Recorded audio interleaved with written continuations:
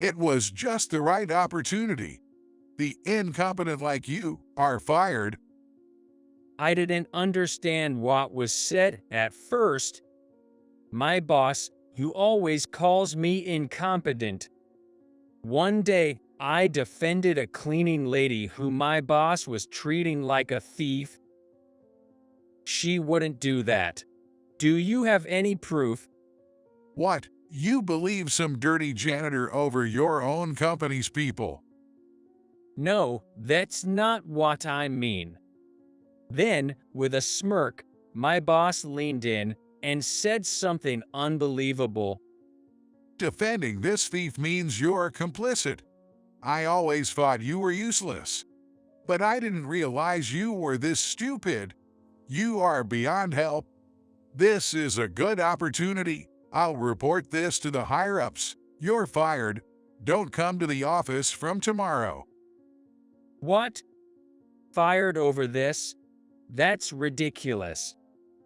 I glared at my boss, but he just walked away briskly. Fine, I'll quit this place just like you want. And on the day I left the company, a major disaster struck. My name is Kevin Smith, a completely ordinary 33-year-old office worker.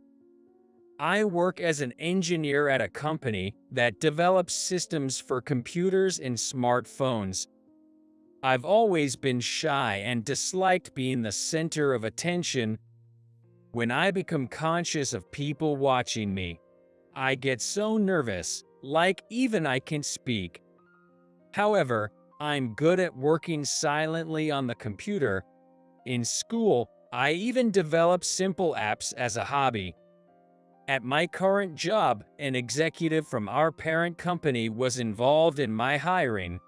He said warmly, "I value your skills. It's okay if you're not comfortable in the limelight. Just pour your passion into development." But I soon learned that the parent company's philosophy hadn't permeated all the employees of the subsidiary. Kevin, compile the data from the email we got this morning and send it back to them before noon. My boss, Johnson, gave me an order loudly. A client had requested current performance and progress data, but the request was made to Johnson, and the deadline was set for the end of the week. By this morning, but the email said the deadline was the end of the week. You're really stupid, aren't you? Who takes a whole week when they say, by the end of the week? Responding promptly is just good manners. I had never been taught such manners. Besides, I didn't have time for extra job either. But I'm in the middle of something urgent. So what? Just finish both by noon. That's impossible. Would you set a deadline until the afternoon at least? You talk back despite being incompetent. You're useless in presentations and negotiations, so shouldn't you try to make up for it in other areas? Really? People with no ambition are always like this. I think he should just handle it himself if he said like that. But while I'm thinking, he sends an email saying, "Kevin will reply by this morning without my consent." If he has the time, he should do it himself. Despite my thoughts, I rush to stop my current work and start on what Johnson was supposed to do. I managed to finish by noon and sent it. But then Johnson yelled, "That's too late. What's the point of sending it at the last minute?" No matter what I say, I just get scolded. So I can only reply half-heartedly. I had to do my afternoon tasks during lunch break, staying glued to my computer while everyone else left their desks. In the afternoon, I received a return email from the client. They thank me for the quick response and praise how the compiled data is much clearer and usable as is.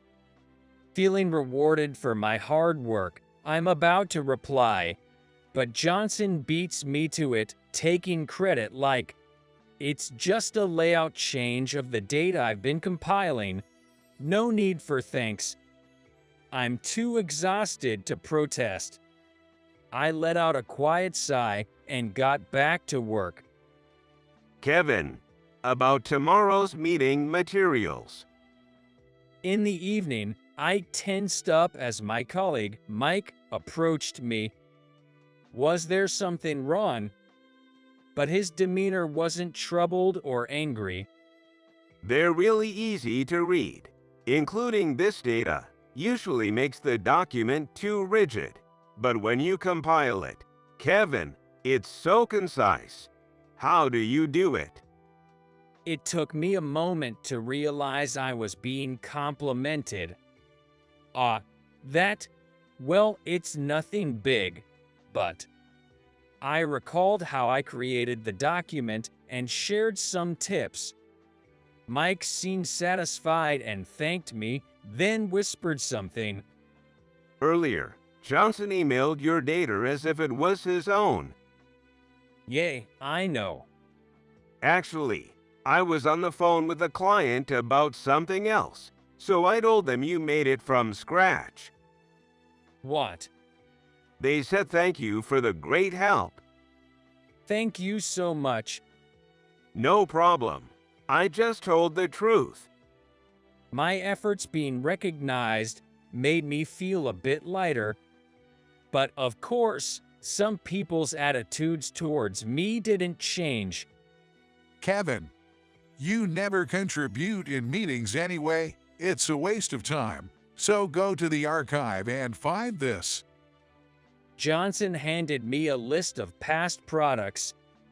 He wanted files detailing their development history. Sure, I'm not great at speaking in meetings, but listening and understanding the direction is important. Also, I doubt Johnson would listen to my opinion. I obediently headed to the archive. I found the file and loaded it onto a cart. I was about to return to my seat, but the disorganized and upside-down files caught my attention. Since the meeting would take a while, I started organizing them, and then someone came in. Oh, hello. Hello. She's been the dedicated janitor of our company since last month. She seems to be around my age, but it's hard to tell. Her long hair is carelessly tied at the back of her head, and she wears thick glasses that suggest she's severely nearsighted. Additionally, her long pants and apron, part of her work attire, are noticeably stained. I was surprised by her sudden appearance. Since she's under confidentiality agreements, she probably has access to the archive. Oh, are you working? I'm sorry, I'll get out of your way. No worries. Oh, were these files always this neat? I had just finished organizing them. Sorry, I just tidied up on my own. Perhaps it was her job. If she had her own plan for it. I thought so, and I felt bad. But her eyes sparkled behind her glasses. Incredible. It was a mess when I checked earlier. But now it's so clean. Kevin, you're not just good at your job, but also meticulous at cleaning. You know my name. Of course. I've heard about your detailed work. It's not that great. Everyone just flatters me. After all, I'm called incompetent. Who says such a thing? I opened up about Johnson's behavior and my own character traits that led to it. I don't know why I get so nervous, but when I'm in front of a crowd, I just freeze. Despite being here for so long, I still don't feel like I fit in. It's embarrassing to have such worries. That's not true. I feel the same way. Really? Yes, but right now, it's about you. Sorry. But based on this morning's conversation, there are people who appreciate you. I hope so, but I sometimes think it's just a polite remark. But it doesn't lead people to seek advice or bring you up in conversations with clients. At least I wouldn't. Really? Yes, the fact that your reputation reached me is proof enough. Hearing that made me think it might be true. Getting carried away isn't good, but maybe it's okay to have a little confidence. From that day on, I started talking to Harper more often. Whenever our break times coincided or at the end of overtime, she was always there to lift my spirits, especially when I was feeling down. One day, I became curious about her thick glasses. Having good eyesight myself, I've never worn glasses. I remember hearing that for nearsighted people, the worse the vision, the thicker the lenses. Harper, do you have really bad eyesight? What? Oh, these glasses? She removed her glasses, revealing a face partially hidden by her bangs. Yes, it's pretty bad. Do you want to try them on? Yes, I replied, holding the glasses in front of me. Whoa. Suddenly, my vision blurred, and I felt dizzy, like the world was spinning. Sorry, that was too strong for you, wasn't it? Yes, I couldn't see anything at all. Couldn't see anything. Harper repeated my words, then, as if struck by an idea, suggested something good. If you wear glasses, you won't be bothered by people's stares, right? Because you can't see them. Indeed, that's true. These glasses are too strong and might strain your eyes, but I have an older pair that might work for you. The next day, she handed me glasses she used during her student days. They had brown frames with thinner lenses. When I put them on, my vision was a bit blurry, but not enough to make me dizzy. Don't wear them all the time, or you might harm your eyes. Use them as an amulet for when you really need them. I never thought just blocking my view would work, but Harper was seriously thinking about helping me. It was worth a try. At the next meeting, I had to explain the system I was responsible for. I usually get so nervous, stuttering and losing words, feeling the painful stares of others. It always ends with me saying, "I'll email the details and documentation later," followed by Johnson mocking me for increasing your own workload. "You're so incompetent." I felt that today's presentation would probably unfold, like always, sensing the atmosphere of everyone around. I put on Harper's glasses. When I looked up, I couldn't see anything. I could sense people around, but not clearly enough to tell who was where. If I couldn't see them, it was as if they weren't there. It was just like practicing a presentation alone.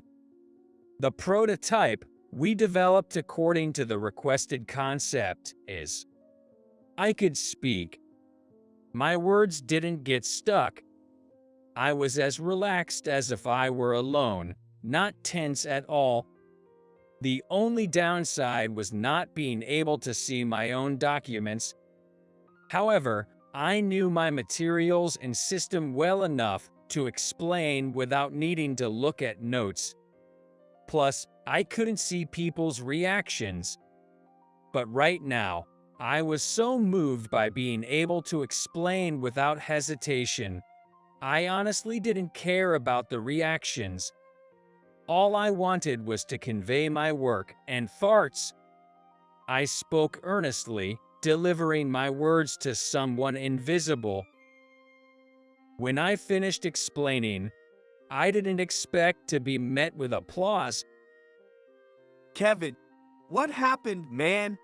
You nailed that presentation.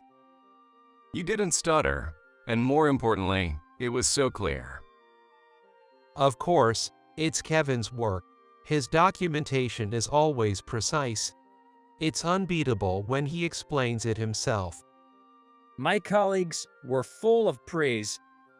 I felt the effect of the glasses. Just not being able to see changed my perspective so much.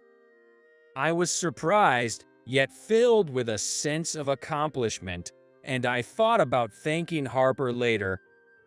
I eagerly looked for Harper and found her cleaning the floor by the supply shelves. Harper. Kevin, what's the matter? Why are you in such a hurry? You were right. Just not knowing I'm being watched made it go so well. Thank you so much. I just gave advice. The real credit goes to your own abilities, Kevin. If you hadn't noticed, I wouldn't have changed. Please let me thank you properly.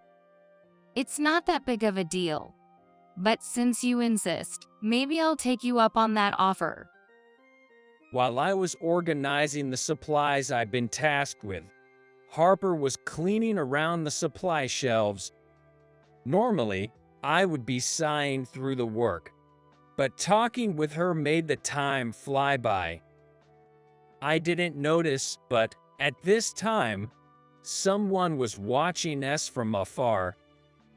The next day, when I arrived at the office, I headed towards the center of a crowd that had formed. It was noisy and had an odd atmosphere. What could have happened? Maybe a cat wandered in. Thinking lightheartedly, I was shocked when I saw the center of the commotion. Confess already. We have proof. It wasn't me. There was Harper being confronted by Johnson. Harper. Oh, Kevin. Her usual friendly smile was gone, replaced by a look of fear in this situation. What in the world? She's an industrial spy. She's been stealing company information and passing it to competitors. We found evidence of her dealings in her locker. Johnson showed me documents with confidential data. These were in Harper's locker.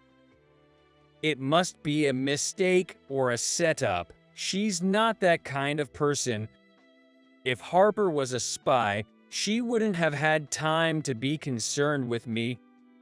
Besides, I couldn't believe someone who had been so supportive could do such a thing. So the incompetent defends the janitor.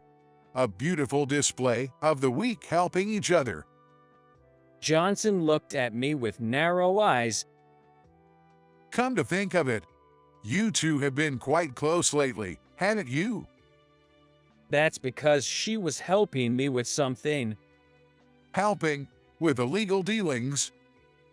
What are you talking about? I see. You're an industrial spy too, directing her to leak information. His absurd accusation left me speechless. The fact is, this janitor had our internal documents hidden. If you defend her, you're complicit. That's ridiculous. Please investigate properly. What investigation? The evidence is right here. Evidence? Isn't that too presumptuous? What? Are you doubting me? You're choosing to believe some dirty janitor over your own company's people. That's strange, isn't it? You must be her ally, aren't you? No matter what I said, he was intent on framing Harper. Regardless of what's said, she's innocent. I believe in her. Oh, really? If you're that adamant, you're complicit too. Even someone as incompetent as you can understand that, right? Johnson sneered as he moved closer to me. Kevin, it's okay. If I quit, that would be enough.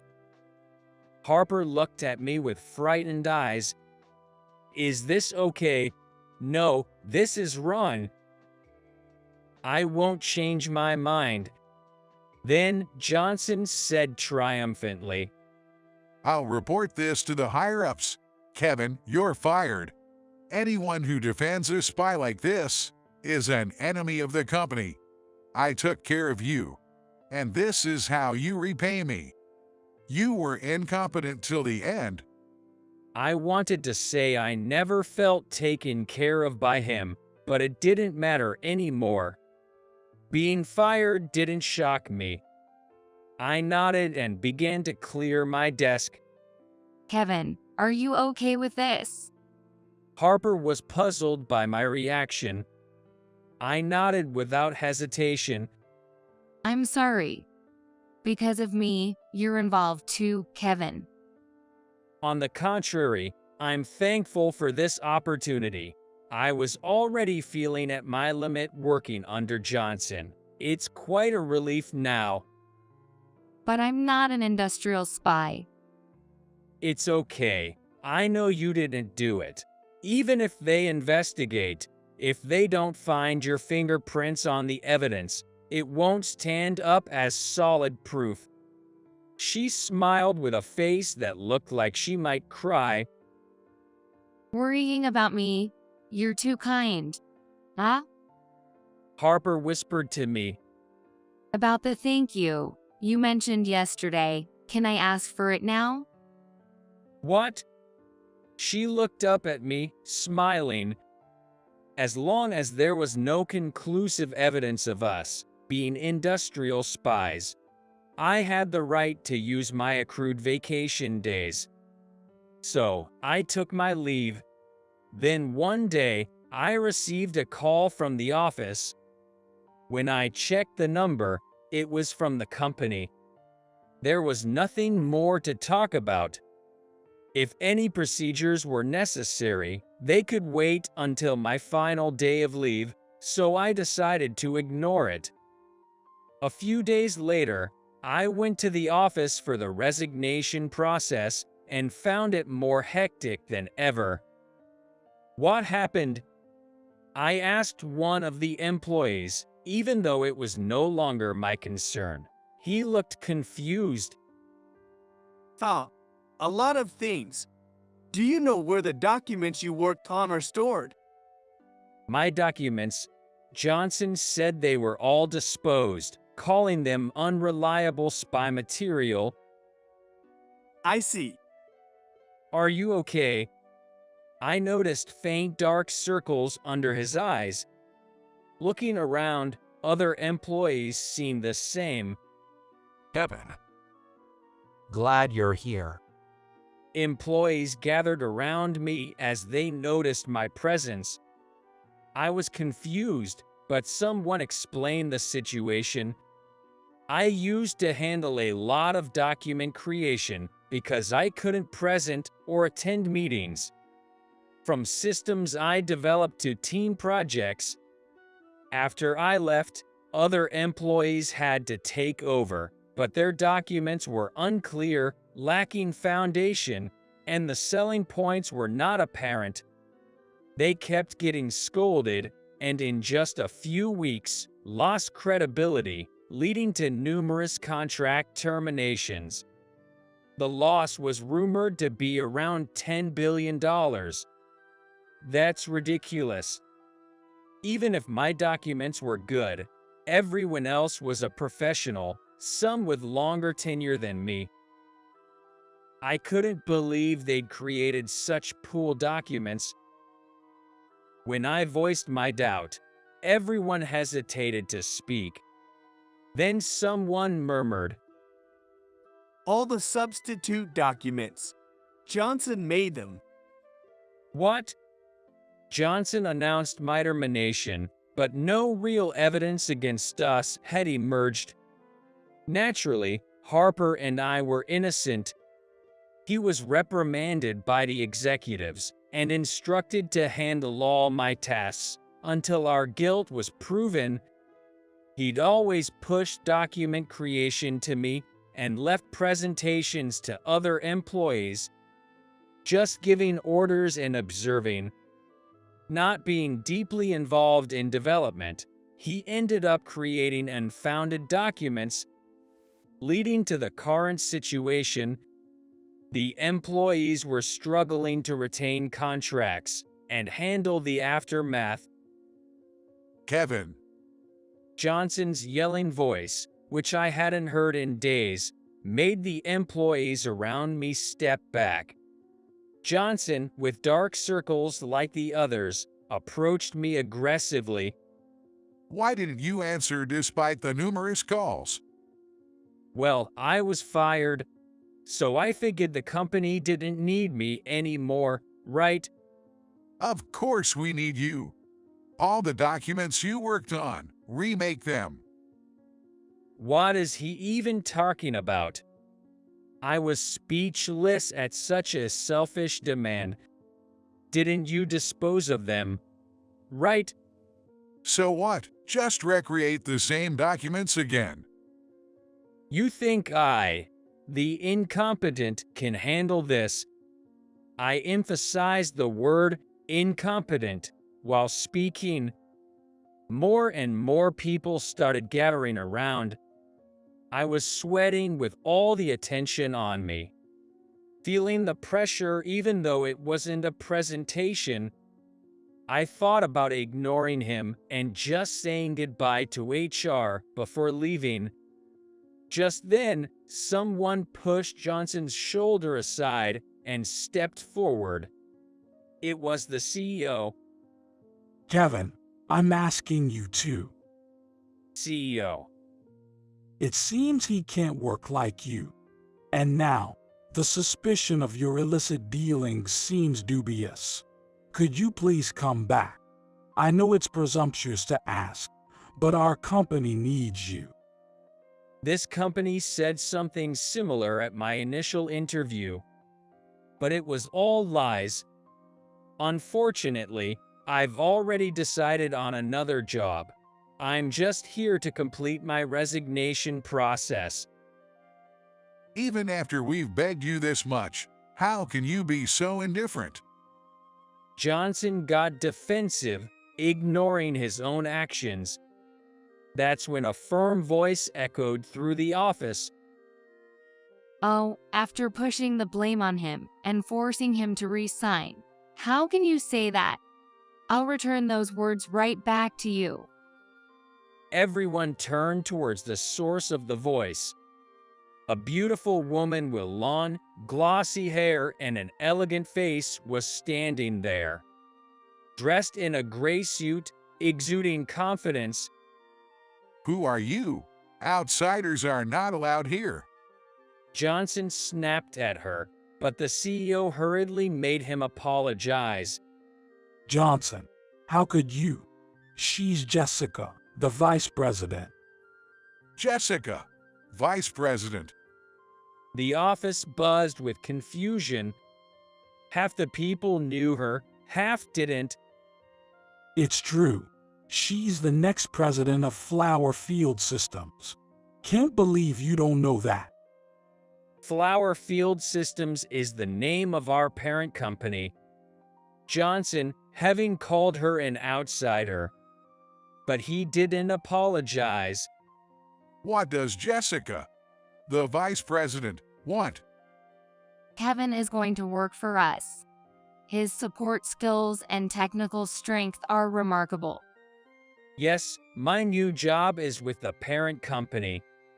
The CEO and Johnson were wide-eyed. So, a useless guy like him is useful. Someone who can't present in front of people. Well, everyone has their strengths and weaknesses, you know? Plus, I value his technical skills. Even if he's not comfortable on the big stage, as long as he's passionate about development, that's fine with me. These words were spoken to me during my job interview. She was one of the interviewers. It was a one-time meeting, so I didn't remember her face or name, but she remembered me. That's not all. He's accused of being a corporate spy. The incident you tried to pin on me. At that moment, Jessica puts on her glasses and tied her hair back. Johnson, seeing her, trembled. You are. Still good at belittling people. I see. Jessica looked just like Harper. Indeed, Harper's true identity was the vice president of the parent company. Her real name is Jessica. She had used the pseudonym Harper for a reason. From her student days, she was top of her class and seamlessly transitioned into a business leader role. As she became the vice president and a future president candidate at Flower Field Systems, she only focused on how to grow the company. Often, her own opinions, which were based on extensive experience, overshadowed listening to her employees. She didn't trust her staff and often interfered with everything, occasionally yelling when things didn't go her way. This behavior led her to become isolated. When she finally realized her situation, no one would listen to her or follow her directions. She wasn't sure what to believe anymore. Her father, the current CEO, advised her to broaden her perspective. So, she chose to work in a different world, taking a job as a janitor at a subsidiary. It was a way to see the company and its employees from a different angle. Working in a subsidiary made it easier to keep her identity hidden under a pseudonym. Using a pseudonym to prevent her true identity from being exposed, she observed a lot in her new role. She saw people who were arrogant like she used to be. Those who couldn't voice their opinions. Those who strived in the circumstances given to them. Those who try to pull others down. And those who were trying to change themselves. Through observing various people and environments, she gradually understood how arrogant she was. Like Kevin, someone who works hard to change the status quo without arrogance, is exactly what I lack now. He's capable too. I need him. How can we let go of such a person? Kevin, you belong here. What will you become at the parent company? Just a disposable rag. Johnson said that to me. A disposable rag, huh? Weren't you the one exploiting me? Then, Jessica said with a laugh, Letting go? Is that really what you should be worrying about now? What do you mean? Well, you're going to be fired. Fired? It struck me as odd. Why would such elaborate fraudulent transaction documents exist just to frame a janitor and one employee? She approached Johnson with a click of her heels. So, we investigated. Evidence against Kevin never came up, right? Because you're the culprit. What evidence? There's plenty of evidence. We exposed your contacts for the side deals. The email records are crystal clear. That's a setup. Probably thought to frame someone else before getting caught.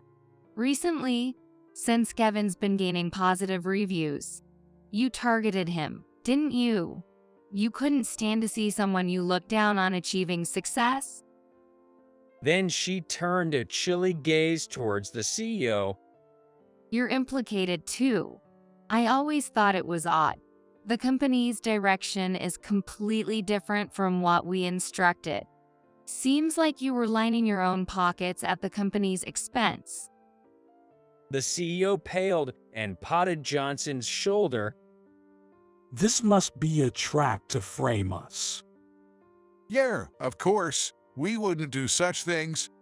Kevin, tell them. We're respectable superiors. There's no wrongdoing. And the evidence's credibility is doubtful, right?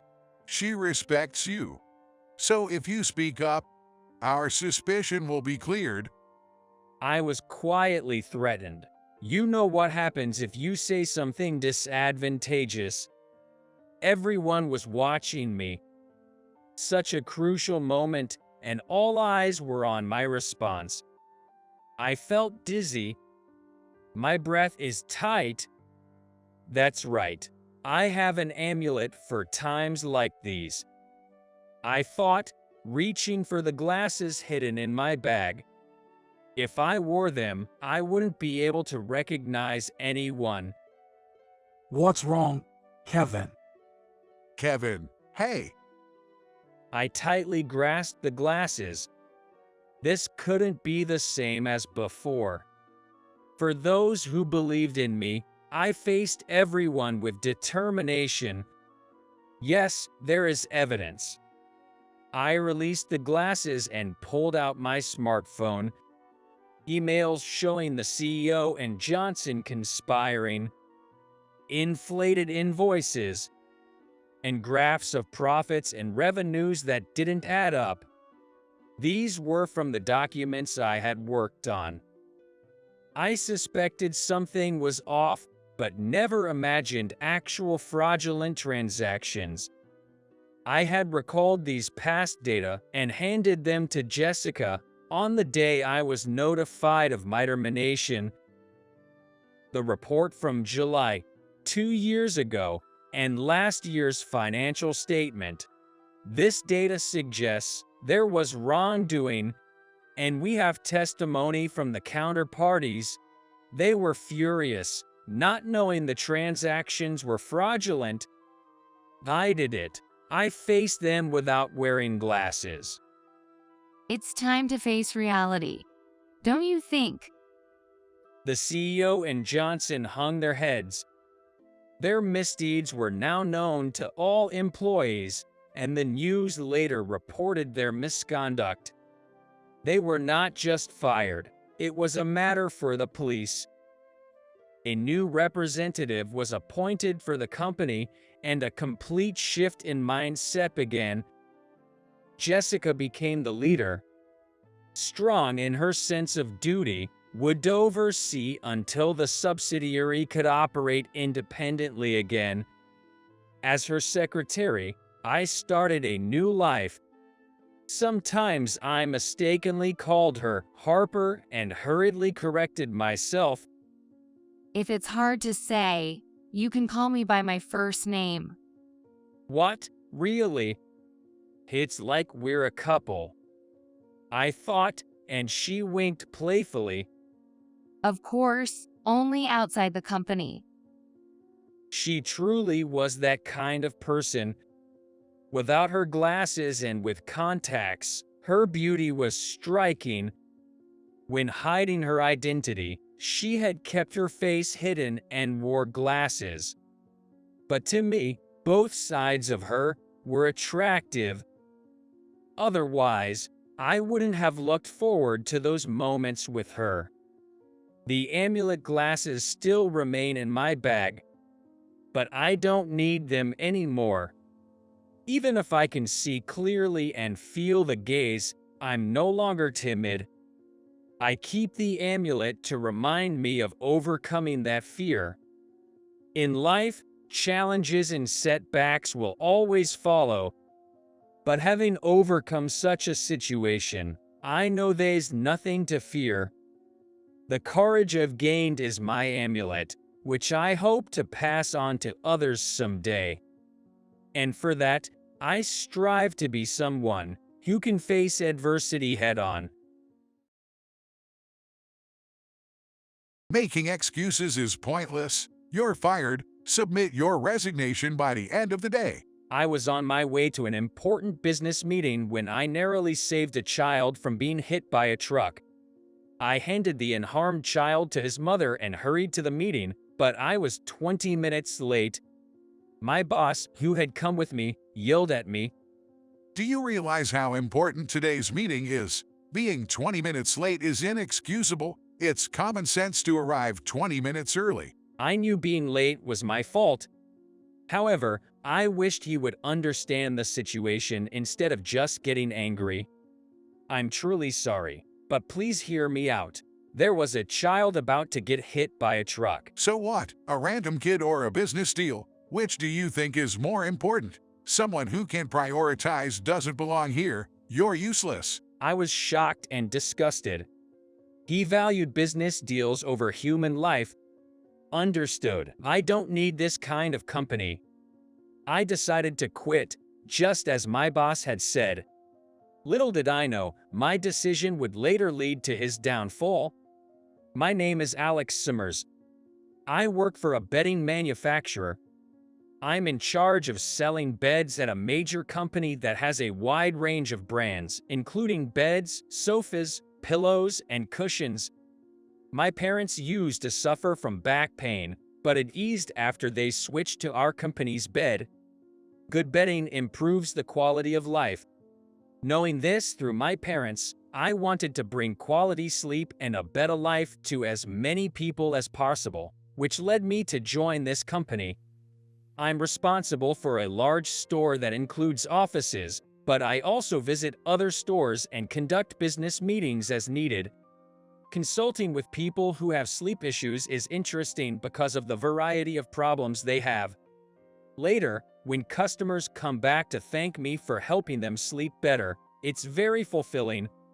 However, lately, I've been questioning my job. Due to major furniture manufacturers selling cheap, good-quality beds, there's a divide in the company about future sales strategies. One faction believes we should continue providing high-quality beds, while the other advocates for selling more, even if it means lowering quality. I, of course, want to continue delivering good-quality products. There are plenty of cheap beds out there. I believe our beds should exist to make the essential human activity of sleeping more comfortable. The company's policy hasn't changed yet due to this deadlock, but I can feel the profit-seeking faction growing. Sometimes I think I should just work for another furniture maker. Amidst this, a new source of stress appeared. The recently transferred Tompkins. He's part of the Reform faction. Even though the company's official policy hasn't changed, he absurdly demands we sell 3 times as many beds, regardless of their cheapness. Sales quotas should be based on current situations to increase profits. Without any basis or strategy, meeting a 3-fold increase is impossible for us. His frequent disrespectful remarks, like "just force them to buy," show his lack of regard for customers. He only gives orders and does nothing to increase sales. He doesn't even visit the store. His constant focus on raising profits is another reason for my dissatisfaction. I often wondered why Tompkins, who lacks management skills, holds a managerial position. A colleague chuckled and said, "It's all about seniority here. Long service alone can get you a managerial role." Whenever we, the sales team, desperately secure contracts and increase profits, he arrogantly claims, "It's all thanks to my guidance," and sends reports to the headquarters, overstating his non-existent achievements. Conversely, when customers complain about being forced into purchases, he never faces the issue himself. Instead, he makes one of us deal with it, reporting that the employee lacked cooperation and inconvenienced the customer, shifting all the blame onto subordinates. Working in such a company, I started to lose sight of what I was gaining day by day. I just wanted to spread the word about the quality of our beds, not push products indistinguishable from others onto unwilling customers. It seems like I'm working solely for Tompkins. Amidst this, I learned from a hotel, one of my sales destinations, about their plans to build a large resort. If they could use our beds, it would be a massive deal. When I proposed the idea, they even requested custom-made beds. There are still people who need our products. Elated, I was determined to make this deal a success. When I reported this to the company, Tompkins quickly got wind of it and encouraged me with, "You better make it a success." I didn't mind the support and earnestly replied, "I'll do my best." But then he said something unbelievable. If this succeeds, my promotion is guaranteed. My enthusiasm deflated instantly. To him, getting our beds to more people is secondary. I am just another pawn for Tompkins. No matter how hard I work for the customers or the company, it's Tompkins who gets the credit, even though he only thinks of himself. What am I working so hard for? These gloomy thoughts began to consume me. Then, the deal with the resort hotel became more concrete, and I learned that the estimate reached a staggering $100 million. Given the large number of rooms and the desire to deliver a high-quality, comfortable space, this amount seemed trivial to the client. I had ambitions too. If this deal went well, maybe other employees would reevaluate the quality of our products. We can make cheap beds of decent quality, but our brand's beds are unique. If they understood this, maybe they would reconsider. For me personally, this was a major undertaking, a gamble on the company's future.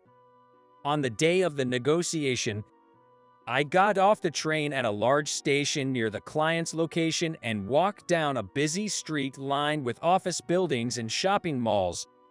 While waiting at a red light at the crosswalk, I noticed a little boy standing next to me, wearing a backpack. It was just past 2 p.m., so he was probably on his way home from school. Off this main road, there are residential areas, elementary schools, and middle schools. As a kid, I remember dreaming of becoming a pilot or a baseball player. Lost in thought, I saw the boy start to cross the road. The light had turned green. I can afford to zone out now. I have an important business meeting, I thought to myself and stepped onto the crosswalk. Suddenly, a truck turning right from the far end of the street, without slowing down, was heading straight for the crosswalk. The little boy was still walking across. He froze the moment he saw the truck, which didn't seem to notice him and showed no signs of stopping. Thinking he was about to be hit, I ran, grabbed his backpack, and pulled him backward.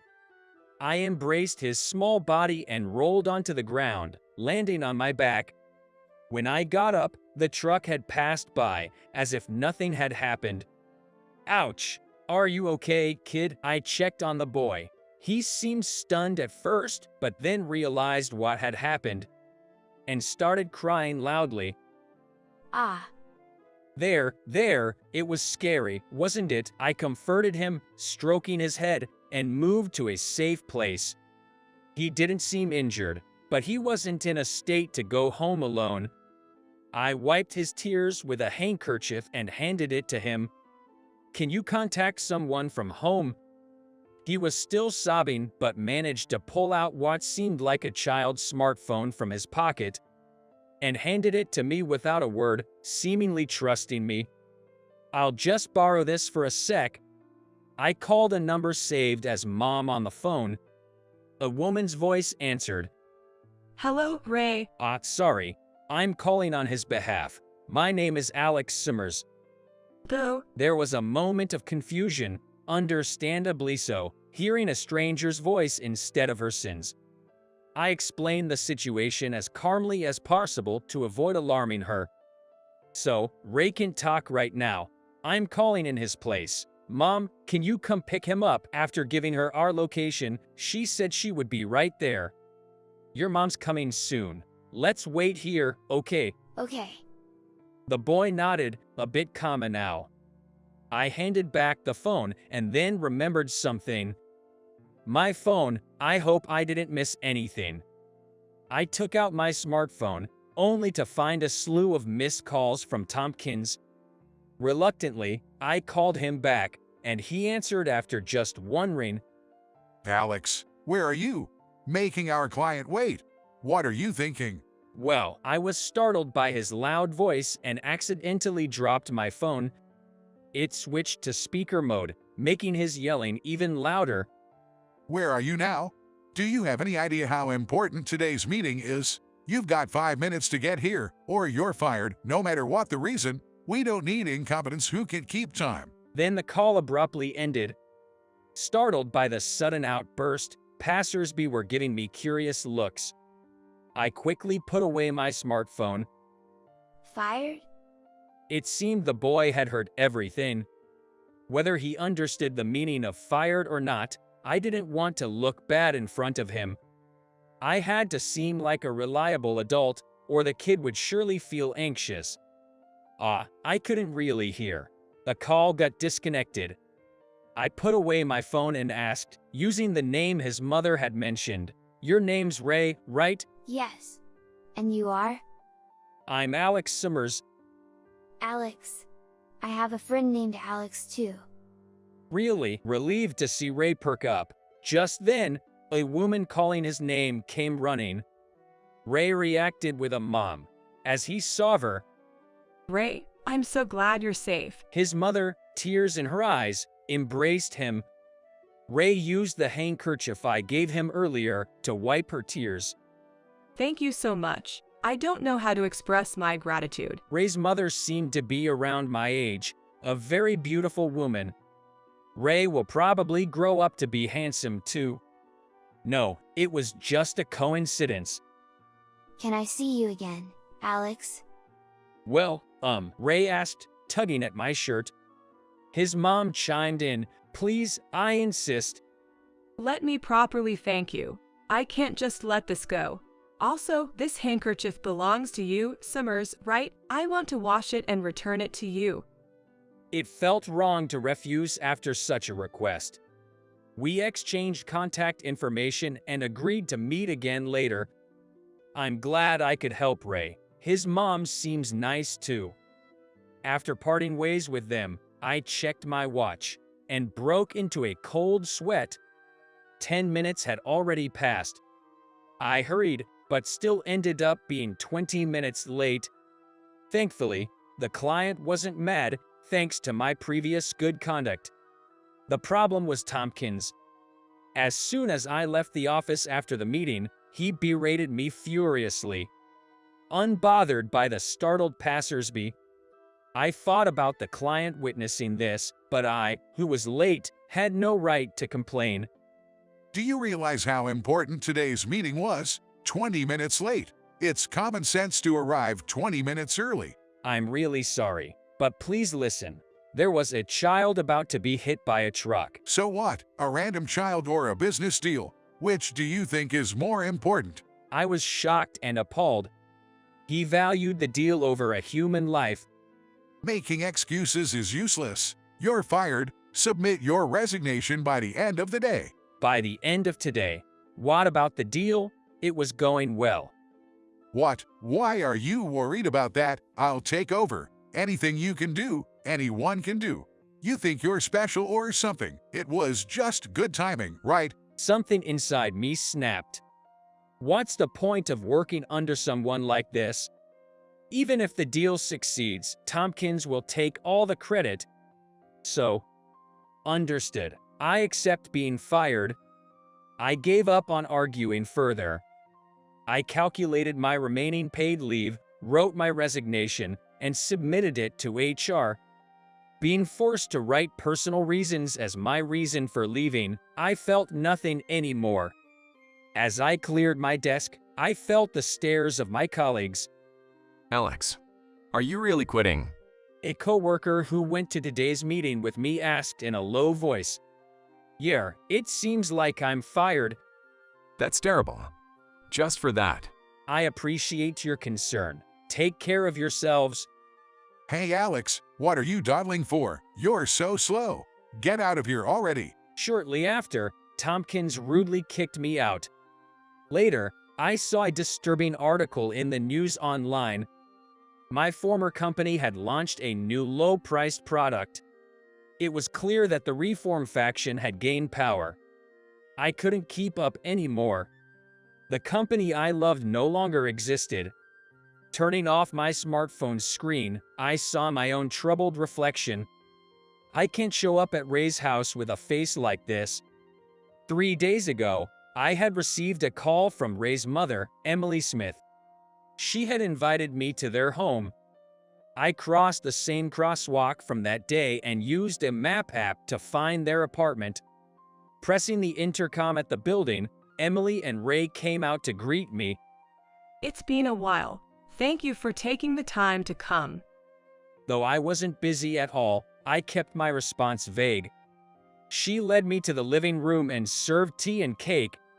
Thinking it would be polite, I asked about Ray's father. He might be at work, but it was worth asking. "Excuse me, is your husband here? If it's not too much trouble, I'd like to greet him." My husband, we're divorced. Oh, I see, sorry. No, it's fine. So, she's raising Ray alone. He's the only family I have. I can't imagine losing him. That's why, Alex, you saved Ray's life and mine as well. No family? What about your parents? I asked, thinking she might still have them. But then immediately regretted my intrusive question. Everyone has their own family issues. Sorry. Forget that question. No, it's all right. I haven't seen my parents for a long time, as if they are not around anymore. I'm really sorry to hear that. Please don't apologize. Today is about expressing my gratitude to you. Emily placed the handkerchief I gave Ray in front of me. It smelled of fabric softener and was perfectly smooth. Thank you for the handkerchief. You cleaned it so nicely. Look, Alex, look. Ray suddenly spread out a paper in front of me. It looked like a math test, all answers circled in red, with 100 written under Ray Smith. Ray is in first grade. He has a bright future. A perfect score. That's amazing. Isn't it? Sorry, Alex. He's just excited about his first perfect score. No, it's wonderful. I felt warm and content listening to more stories about Ray's school. It was a rare and meaningful time for me. He rarely talks to children. Time flies when you're having fun, and it is soon evening. As I was about to leave, Ray looked sad. Will you come again tomorrow? Ray, Alex has work. Don't be demanding. Well, I'm actually on leave right now. Kind of. Oh, I see. Alex is fired, right? Ray blurted out the truth. What? Actually. I couldn't hide it anymore. I briefly explained my situation. No matter how much I emphasized that it was all for my boss's self-preservation, Emily turned pale. So, you were fired because you saved Ray. No, please don't worry about it. I was planning to quit anyway, so it was a good opportunity. But still. Emily lowered her gaze. I'm really sorry. If I had been there to pick him up. No way. The truck driver was at fault, and you had work, right? Nothing is more important than Ray's life, I said, looking at Ray, who had fallen asleep on the sofa. He was so excited since this morning, knowing you were coming over. That's an honor for me. I stood up, trying to alleviate the awkwardness. Emily moved to carry Ray, but I offered to do it instead. I carefully picked him up and carried him to his bedroom, trying not to wake him. Wait, this bed. Ray's bed was from the company I worked for. Is there something wrong with the bed? No, I used to work for this bed's manufacturer. Really? Yes, I really liked their products. I was drawn to the idea of improving sleep quality and life. The policy has changed recently, but until then, I was really proud of what we made. Oh, did you know, I found myself passionately talking about my favorite story from the company. This brand is the most popular in the company. The current president created it for his newborn daughter, wanting her to grow up healthy. It went through several improvements. Employees jokingly call it the doting parent bed, but it's truly a great bed. Normally, babies wake up and cry as soon as they're away from their mother, right? But with this bed, they seem to sleep so peacefully. Is that so? Emily's reaction was muted, and she seemed to be looking off into the distance. Maybe my story wasn't that interesting. I got carried away. Well, hearing about the company that made your furniture might not be that exciting. Sorry for the strange story. No, I can see how much you cared about your company. After quietly leaving the bedroom so as not to wake Ray, I promised to contact her again and left the apartment. A few days later, having used up my paid leave, I went to my workplace for the final resignation procedure. It was my last day at the office. The president was there for an inspection, causing a bit of a stir. What are you doing here? Tompkins spotted me immediately. I hoped to leave without seeing him. I'm here for my final resignation procedure. What? You haven't quit yet? Just seeing your incompetent face annoys me. I ignored his comment and was about to walk past, but someone from HR called us. Tompkins, Summers, the president wants to see you both. What? The president? What did you do? Nothing. I haven't been here. I truly had no idea why we were called together. In the reception room, the president looked serious. As we sat down, he turned to Tompkins. Is it true that you forced Alex to resign? Tompkins was caught off guard by such a direct question. Tompkins seemed as surprised as I was. He tried to remain composed as he answered, No, there must be some mistake. I don't have such authority. He voluntarily submitted his resignation. It stated personal reasons, I believe. The president then looked at me. Is that true? No, I was told I was fired for being late to a meeting and to submit my resignation that day. That's what I've heard from other employees as well. I hadn't expected anyone to have looked into it. Tompkins was clearly startled. Tompkins, while being late is indeed bad and can affect our relationship with clients, and addressing and preventing it is your duty. Why did you tell him he was fired? And did you just lie to me? He stumbled for words, but then lifted his face, seeming to have thought of a rebuttal. With all due respect, President, it was this guy's fault for being late to the meeting in the first place. Blaming me for his failure is misguided, isn't it? You knew the reason he was late, right? And yet, you forced him to submit his resignation. Isn't that true? He said there was a child in danger of an accident, but that's just a made-up excuse. No, it's not a lie. I really did. Stop spouting nonsense. Where was this so-called kid anyway? It's just your excuse. Tompkins yelled, forgetting he was in the presence of the president. Suddenly, the door to the reception room opened, and a woman and a child entered. What he's saying is true. I was so surprised that I exclaimed out loud, Emily and Ray. My child was about to be in a traffic accident, and Alex saved him. Who are you people? Outsiders, get out! Tompkins shouted, causing Ray to hide behind his mother in fear. However, it wasn't Emily who retorted, but the president. Outsiders. Are you calling my daughter and grandson outsiders? Daughter, I was the first to react. Catching my gaze, Emily gave a wry smile. I'm sorry for keeping it a secret, Alex. No, really, it then clicked. The president's last name was also Smith. Emily had mentioned she was divorced, so she must have been using her maiden name. Yes, I contacted you because you were an employee of my father's company. You saved my son's life and then were forced out by your boss. So After 10 years, you finally reached out. 10 years. I remembered she had said she was out of touch with her parents, considering them as good as gone. I couldn't ignore such a story, so I had my employees investigate. They confirmed that you pressured Alex to resign, and that you've been imposing unreasonable quotas on everyone, revealing one problem after another. This is preposterous. You can't just take action without hearing my side. Tompkins still tried to resist, but Ray approached and showed his cell phone. Look, sir. What's this? You've got 5 minutes to get here, or you're fired, no matter the reason. I don't need incompetents who can keep time. Tompkins's angry voice filled the room. That voice, it's from that time. I always told Ray to record everything for safety. Ray had realized the seriousness of the accident and had been recording since I returned his phone. It seems undeniable that you said he was fired, Tompkins. You're saying it yourself. Cornered by the president's glare, Tompkins finally ran out of excuses.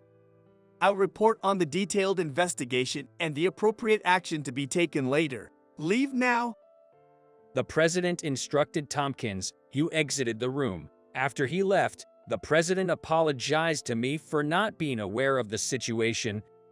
Also, Alex, if you're willing, I'd like you to continue working here. Don't worry about Tompkins. Please, share your thoughts with me. Emily scolded me too. She said it's hard to find someone who cares about the company as much as you do, and who's also a person of character. You'll regret losing him, she said. I just really like our company's beds. Should I say it, I was planning to leave the company anyway. If there's anything I can say now that I couldn't before, I should say it.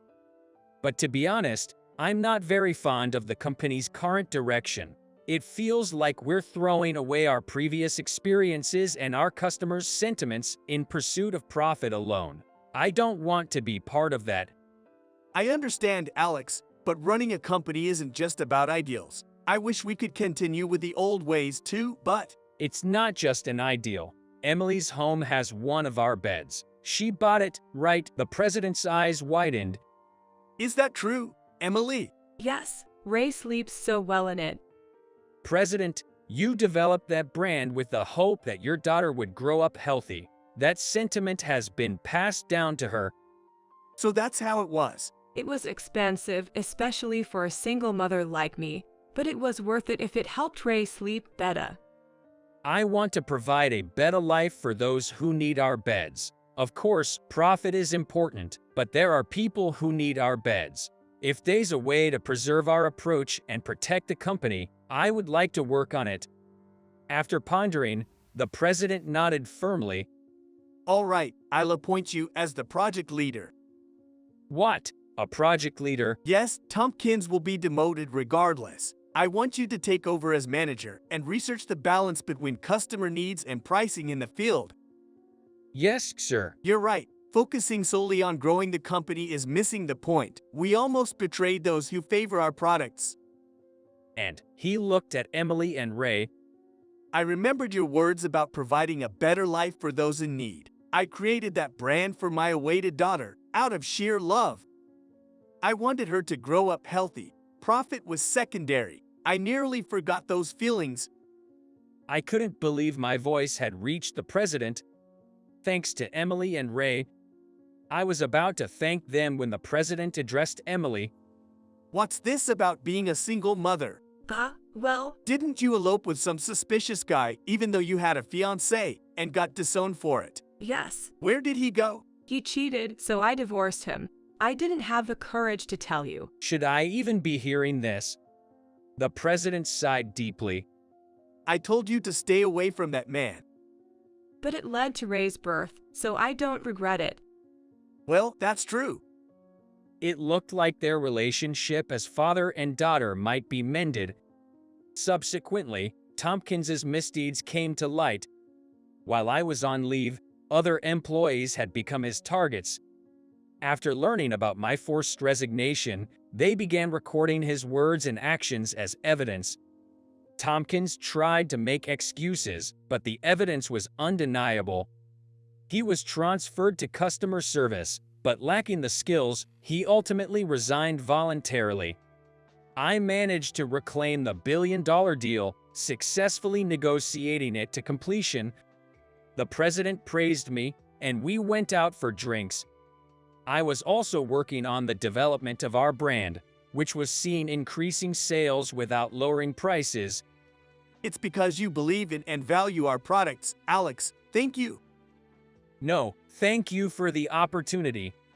With your management skills, you could be the next president. No, you're joking.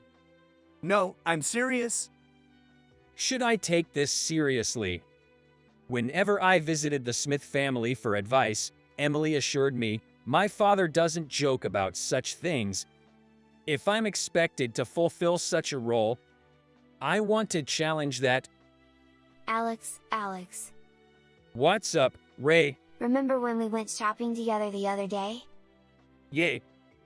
Well, a kid from my class saw us and said, Ray's dad is so cool.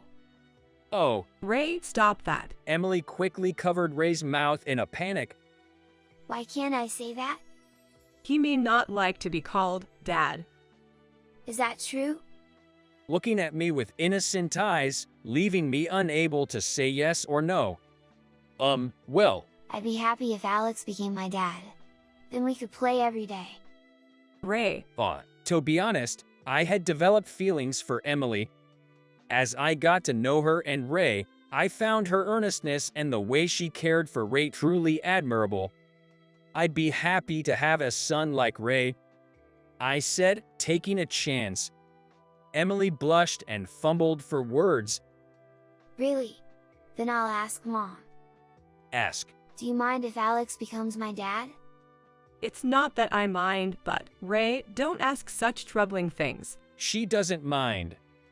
I'm quite open to the idea. Really? Well, I'm somewhat open to it too. Seemingly not entirely against the idea. Kindness isn't just for others, they say, but I didn't consciously do good deeds. Yet, by holding on to what's important and being honest with people, they truly see you. This is surely important in life. I want to pass on what I've learned to Ray when he's older. I hope he becomes someone who can help others, connect people, and create something valuable. Here is the USB containing the data. Well, if you always did this for me, I might have been nicer to you. But now, this is mine. Don't think you'll be getting it back. Okay. I got it. The manager smiled satisfyingly and looked down at me, and then, You're no longer needed. I'll be handling tomorrow's business meeting. You're fired, effective today. I got it. I handed over my pre-prepared resignation letter to the manager. Once I confirmed the USB was inserted into the computer, all that was left was to wait and see what happened next. No longer an employee, I slightly smirked. My name is Steve. From a young age, my parents had given me a cell phone, and I became engrossed in watching videos and doing simple searches.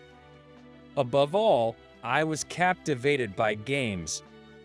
Back then, my parents installed educational puzzle games and simple playthings for me. Once I got the hang of it, I started installing any games that caught my interest. That's how I fell deep into the world of computers. Later, when I started elementary school, my dad gifted me his old computer. In this day and age, it's good to know how to use a computer.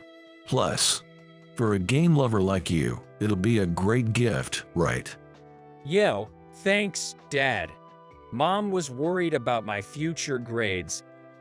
But until I graduated elementary school, I continued to ace almost all my tests. Thanks to that, my mom, initially skeptical about giving me a computer, stopped nagging me with her worries. In middle school, with a bit more allowance, I dove into building my own computer. However, I didn't have much money at first, so buying new parts was out of the question. Instead, I hunted for cheap, like as-is items, hoping to find something workable. It felt like a treasure hunt game. Spending time with my computer became my top priority. During that time, I also started dabbling in programming. Initially, I wanted to create games like the ones I still loved. Despite the complexity and difficulty, staring at the lines of code I wrote filled me with immense excitement and satisfaction. Eventually, I completed a game of my own. Tweaking and adding to it became one of my daily joys. Thanks to that, during my middle and high school years, I was always the best in computer classes. Whether it was typing tests or PowerPoint and Excel classes, I always finished first. Because of this, my close friends started calling me Master PC. Master PC, help me with my assignment, please. My overtime fees are pretty high, you know. Damn. I'll treat you to any drink from the vending machine. Okay, you got it. We had the conversations like that. These are some good memories from my youth. I pursued engineering in university. Receiving advice on programming from my dad, who works at a company, my skills grew to a practical level. My new interest became the world of artificial intelligence, also known as AI. The college environment, filled with eccentric creators and people more skilled than me, was like heaven. During my time there, my dad made a suggestion one day. Steve, how about becoming an engineer at my company?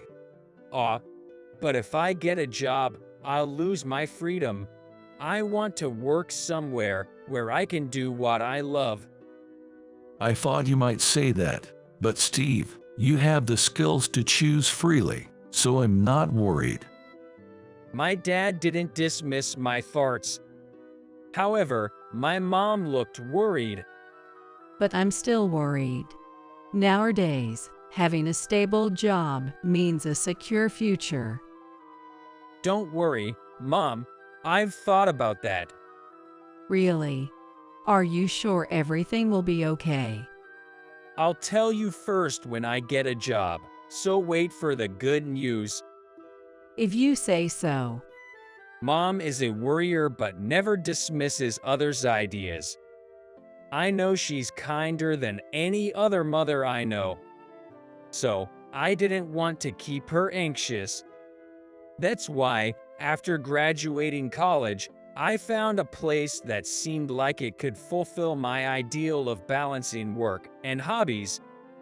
I joined a fairly large advertising agency, giving my mom a sigh of relief. But that workplace lacked my ideals.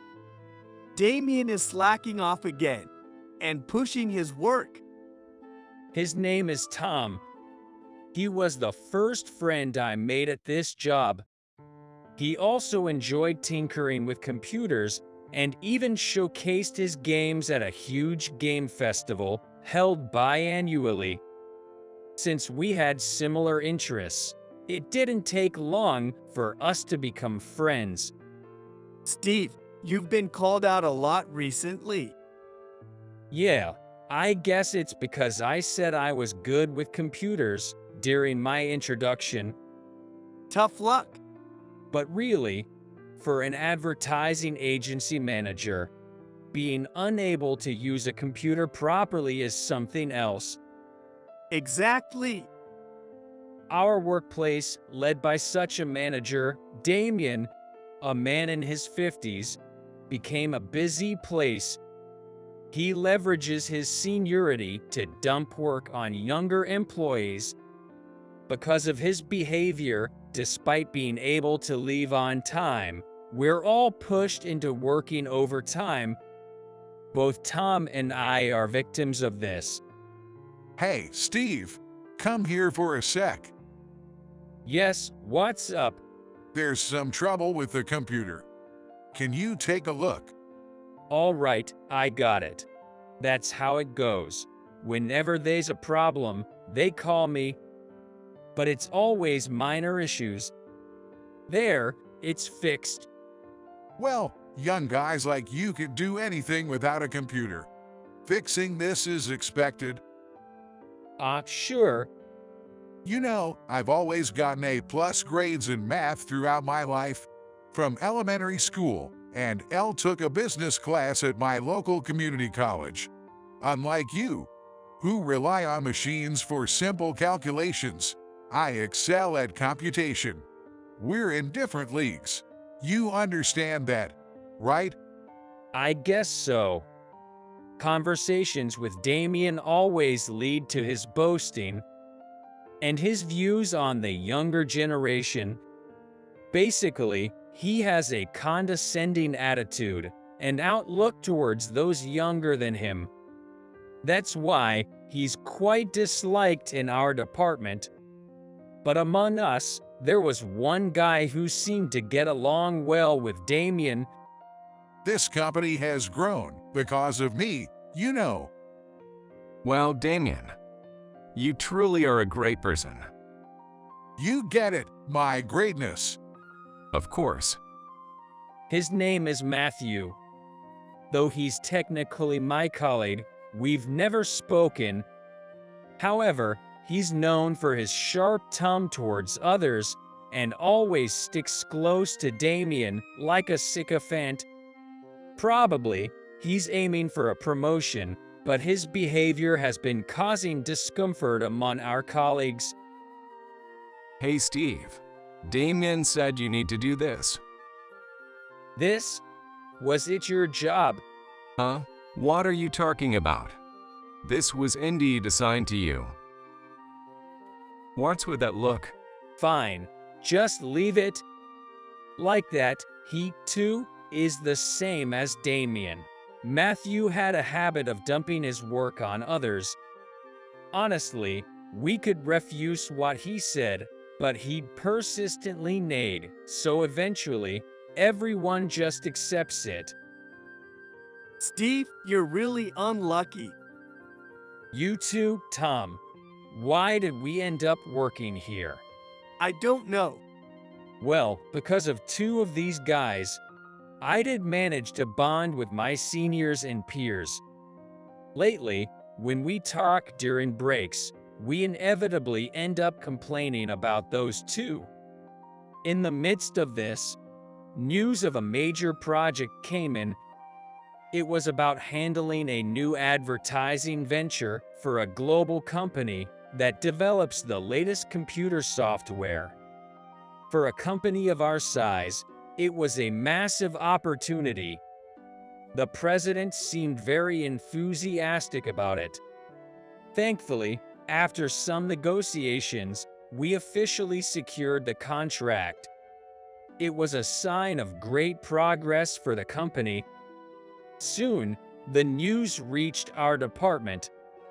It was about assembling a team to prepare the necessary data for the business deal.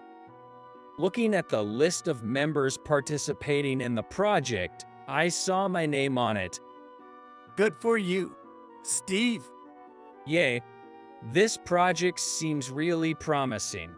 I'm sure you'll bring great results. I'm counting on you. Thanks, I'll do my best. Tom, my colleague, was genuinely happy for me. But our excitement was short-lived.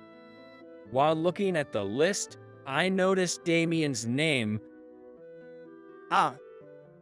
Tom seemed to have noticed it at the same time, and we both let out a sigh. Good luck, Steve. It must be joking. Tom gave a wry smile and spoke in a monotone voice. Starting the project preparations, I first gathered company data and current industry trends to create the materials. To align the materials with the client's needs, I made several visits to their office.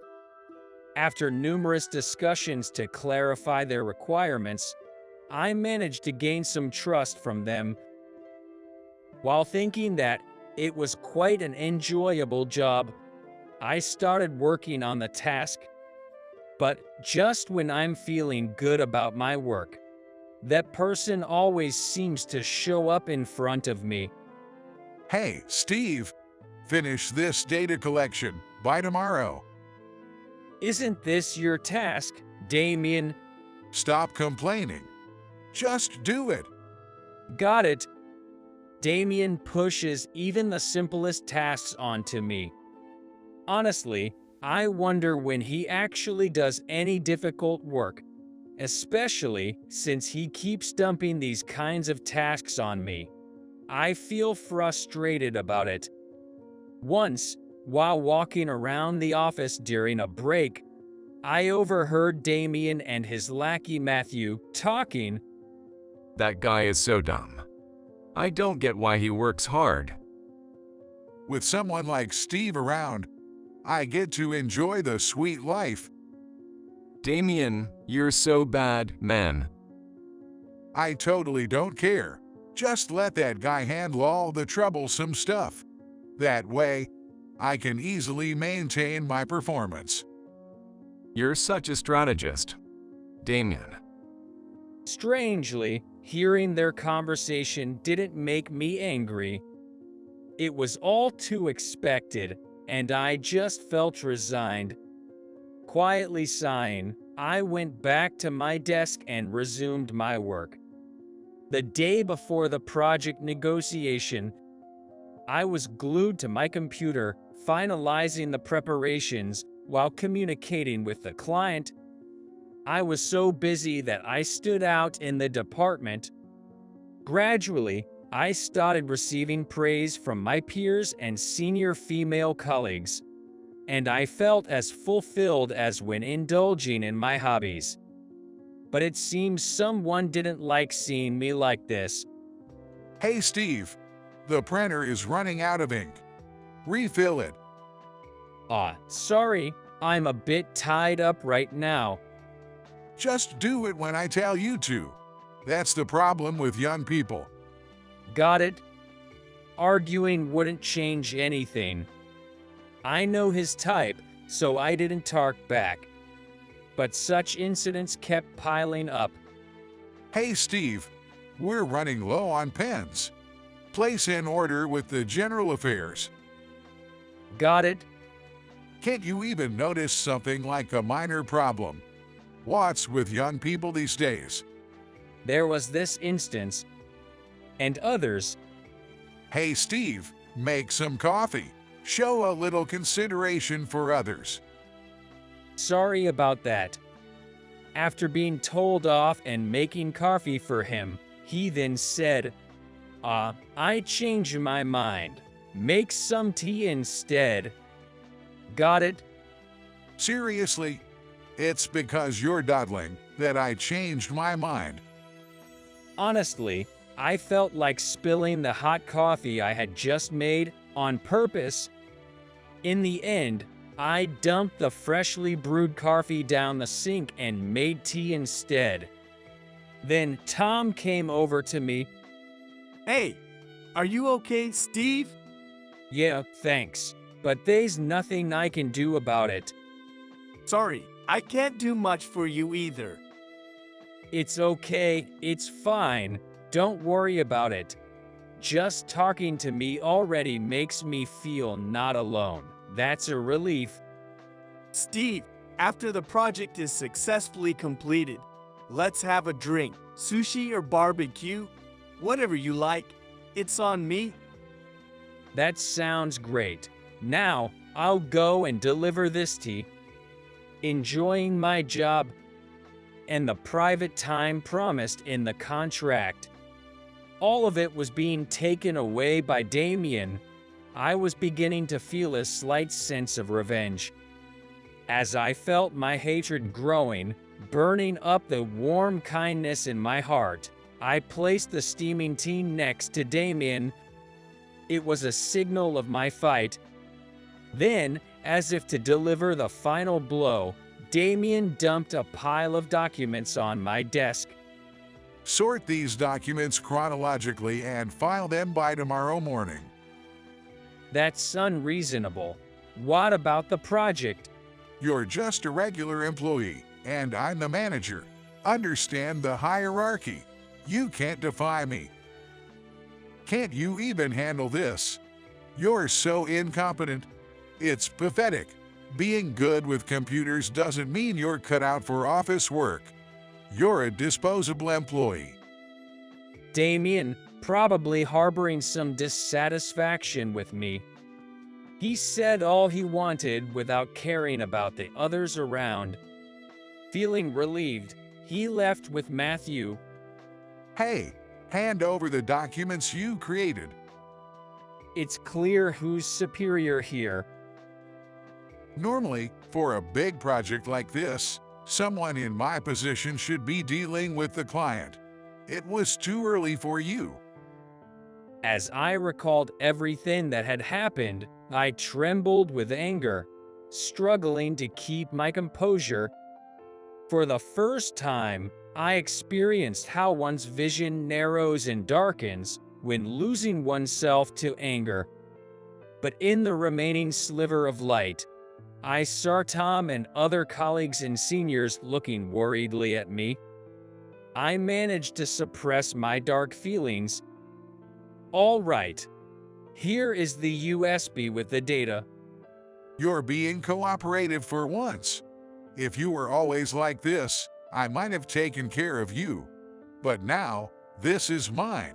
Don't expect to get it back. Okay. With a satisfied smile, Damien looked down on me. And then, You're no longer needed. I'll handle tomorrow's negotiation. You're fired, effective today. okay, if that's the case, I'll go say goodbye to the president now. Suit yourself. I handed over my pre-prepared resignation letter I had in my desk. After Damien took it, he left the room with Matthew, looking pleased. Excuse me. Come in. After speaking with Damien, I went to the president's office to explain everything. I told him about the project data being uploaded to the company's cloud, how to access it, and that during my visits to the client, I had bonded with an executive, David, who trusted my work and had proposed starting a new company together. I shared all these details. All right, I thought this company would be a good environment for you, but it ended up causing you pain. I'm sorry. It's okay, don't worry about it. But probably, the feelings I've harbored against Damien will smolder in my heart for a while. Well, maybe this is for the best. Besides, I always felt uncomfortable with the idea of you and me being tied by a hierarchical relationship. I feel the same, Dad. Most people don't know this, but the president of the company is actually my father. I joined the company under my mother's surname, Williams, so it's no wonder no one realized. Initially, Mom suggested I join a company as a successor, but Dad wanted me to live more freely and didn't intend to make me a successor. So, he was actually somewhat relieved to hear I was leaving. I'll clean up my desk and then leave the company. You make it sound like you're going far away. Please excuse me for leaving ahead. Just say you are going home, as usual. I'm just kidding, Dad. Then, I'm going home. Take care. When I returned to the office, I saw Damien in a flurry. I asked Tom what happened. Apparently, when Damien plugged in the USB drive he forcibly took from you, it triggered a warning and the computer froze. Well, that figures. Everyone around him is just shrugging it off, saying they don't know what to do, making him even more panicked. Seeing Damien and Matthew flustered, I couldn't help but snicker. Noticing me, Damien shouted, almost yelling, "Hey, Steve. What's wrong, Mr. Damien?" When I plugged in this USB you gave me, the computer stopped working. Fix it. I'm sorry, but I'm no longer an employee here. I was fired by you just a while ago, and it's past my working hours, so I'm going home. I said this and began gathering my belongings to leave. Damien stomped over to me. He reached out as if to grab my collar. I'm not your coworker anymore. If you try to harm me, I'll file a police report. Ah, Damien's face turned red, then pale, and he stopped in his tracks. what did you do? I don't know, but weren't you aware, Mr. Damien? Our company prohibits carrying data on USB drives for security reasons. What are you talking about? It's a rule for preventing data leaks. If you don't follow the proper procedure, plugging in a USB will trigger a warning. Right, I forgot. Damien muttered, realizing the company rule he had forgotten. For someone in your position to forget such an important thing, it's surprising you managed to be in charge of others. Getting cocky, aren't you? Can't even handle a computer, lacks rational thought as an adult, and behaves like a selfish child who knows nothing of the wider world. It's sad how your mind hasn't grown despite your age. It's a wonder how you've survived in society so far. I mimicked what Damien had always done to me in front of him.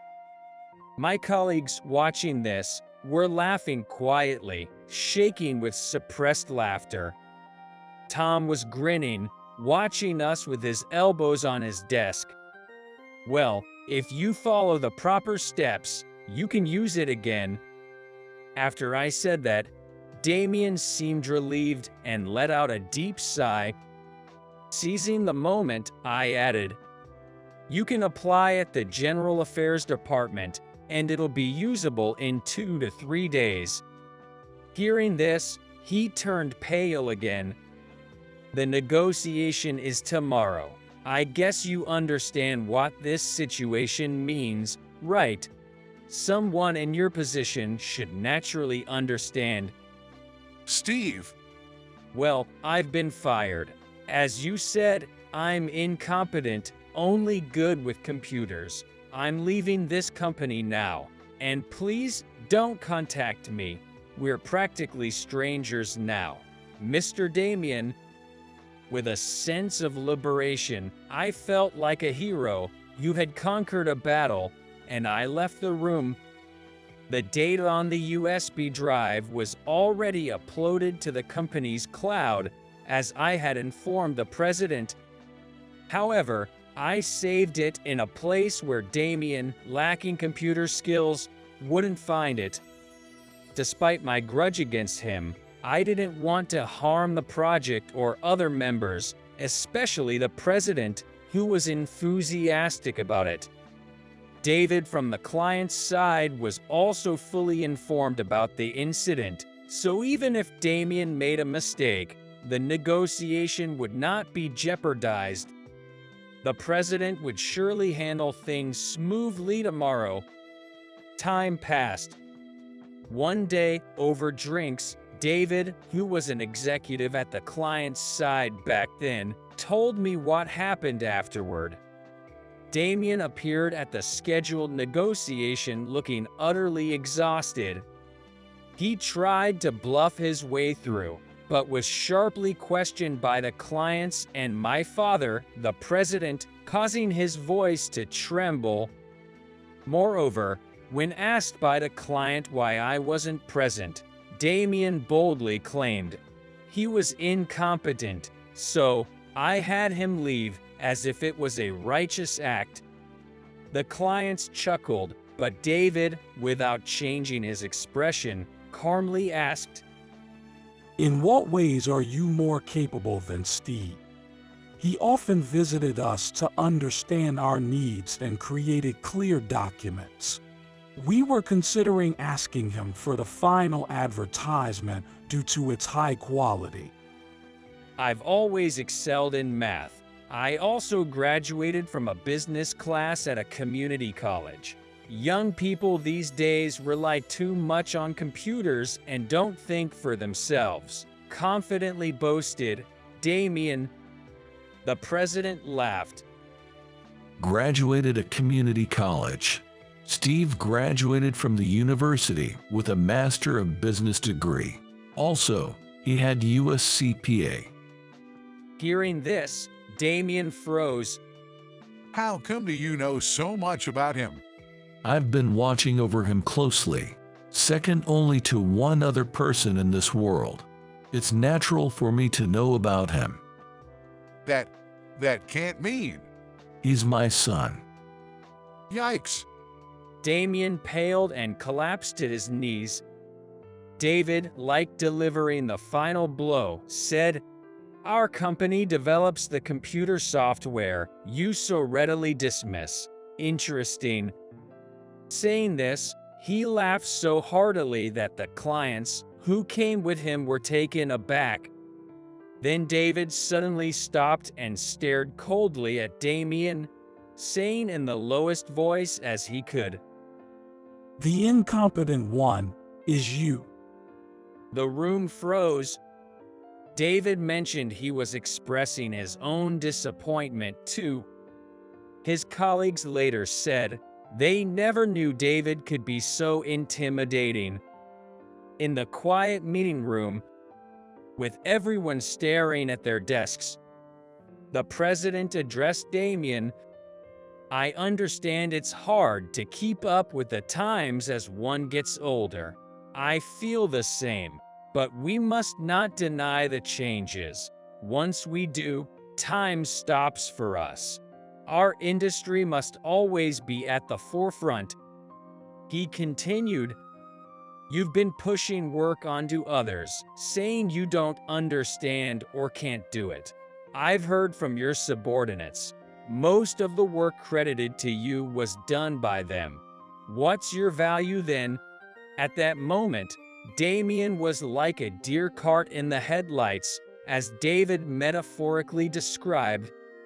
When Damien became almost motionless, the president stood up. "The materials Steve prepared are with me. I apologize for the inconvenience caused today due to my lack of supervision."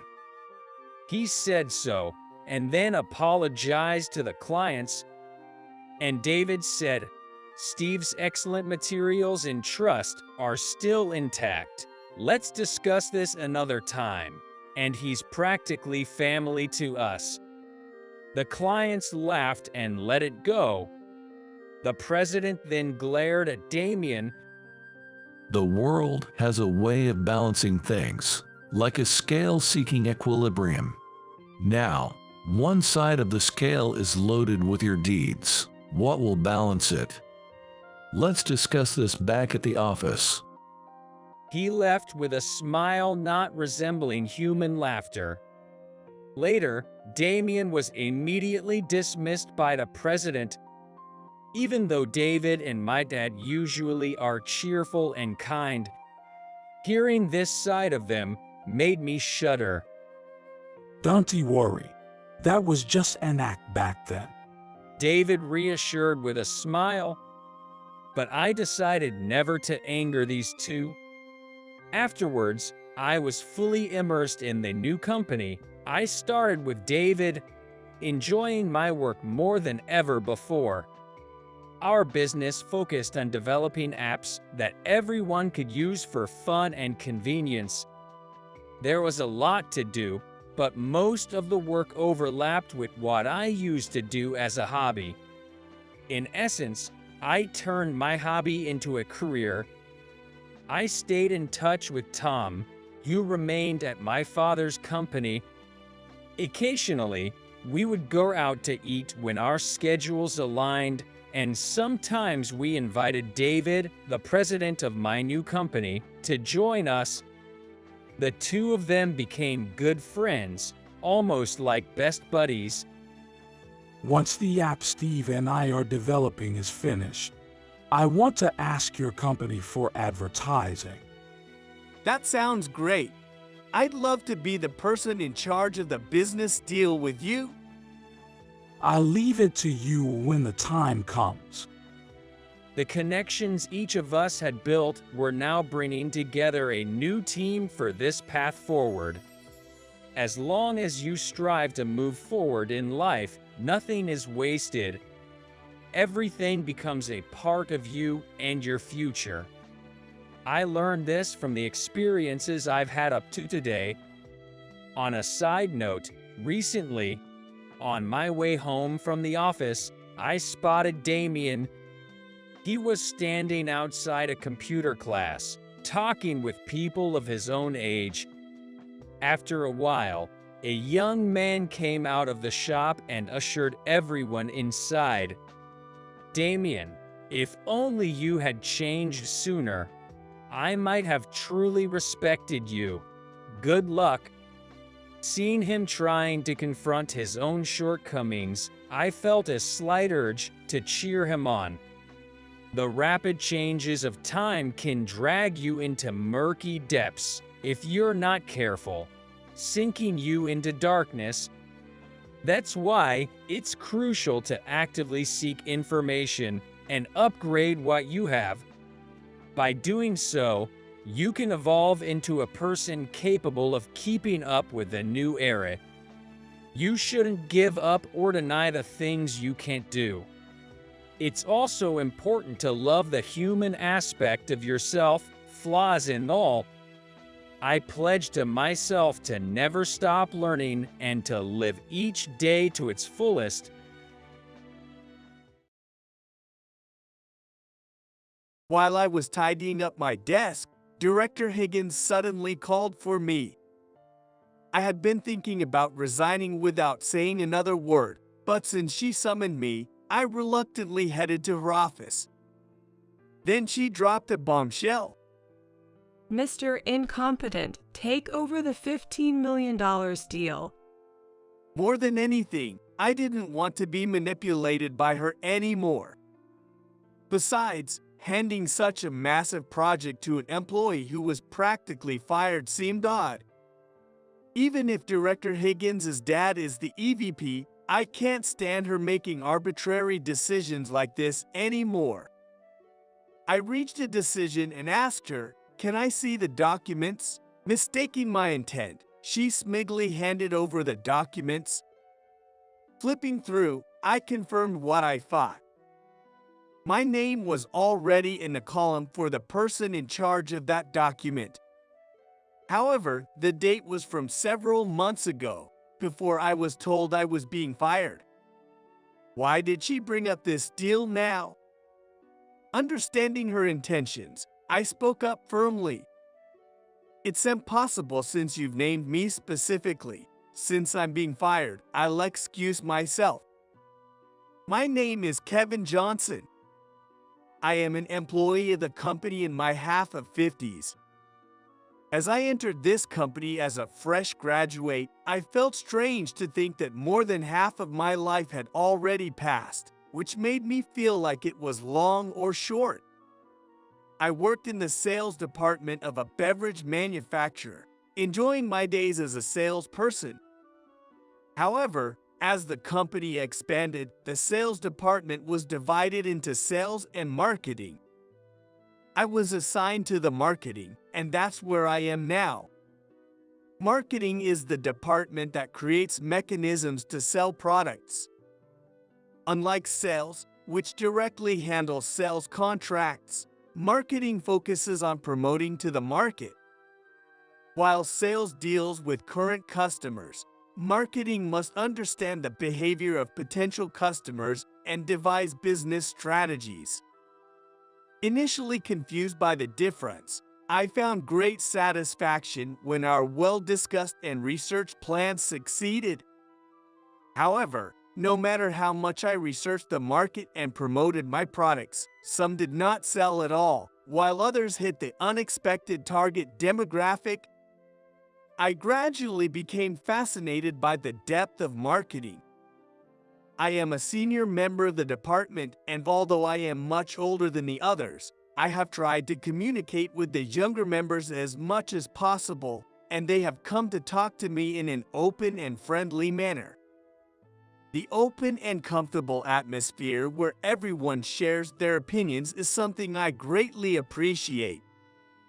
Indeed, the young employees' perspectives are vital, and their quick grasp of trends through social media is impressive. Something becomes incredibly popular one moment, and then suddenly, no one talks about it anymore. Keeping up with the rapid changes and trends is a tough task at my age, but it's part of the job. An alien who's an incomprehensible enemy can become a helpful informant once they're on your side. Kevin. A young male employee approached me. "What's up?" Our competitor company had a major blunder online yesterday. "Really? What happened?" I try to keep up with the news, but I often miss smaller stories. Seems like they messed up with their tagline.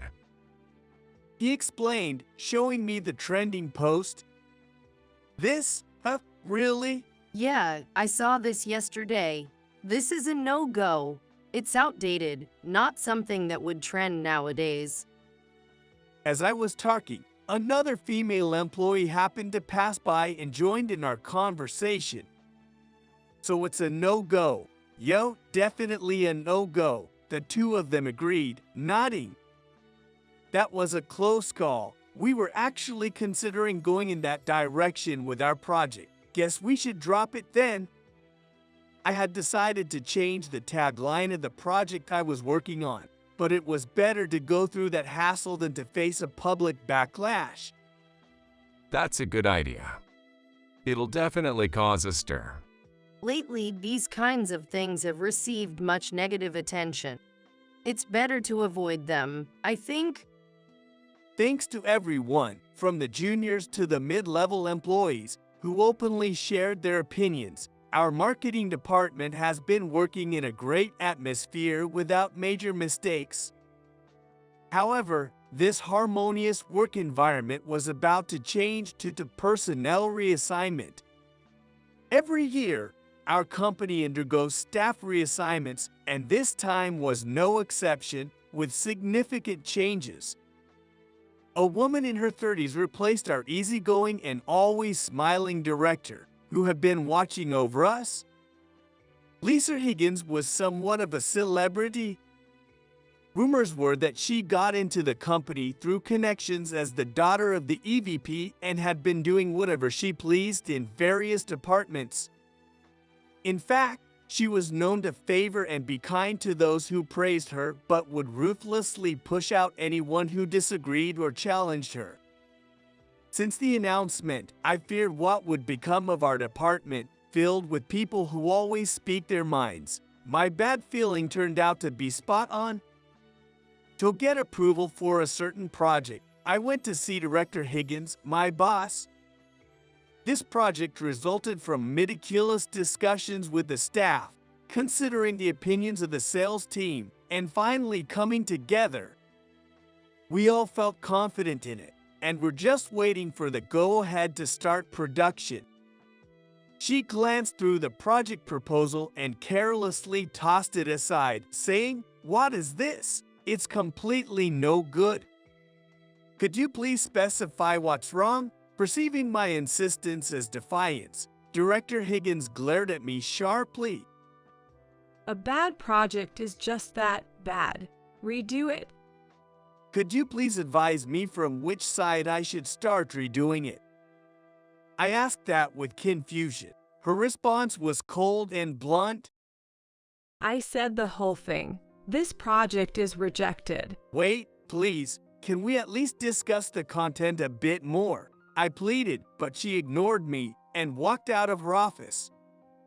I had to tell everyone about getting a negative response from Director Higgins, and we set up a new project meeting. Since we had a fair amount of confidence in the previous project, the mood in the meeting room was gloomy. In the midst of this, a cheerfully out-of-place voice rang out. What's with the glum faces, everyone? I've come up with a great idea. The plan she proposed was so outrageous, it was doubtful if any market research had been done. Even a fresh graduate could come up with something better. We all thought, stunned, listening to Director Higgins's presentation.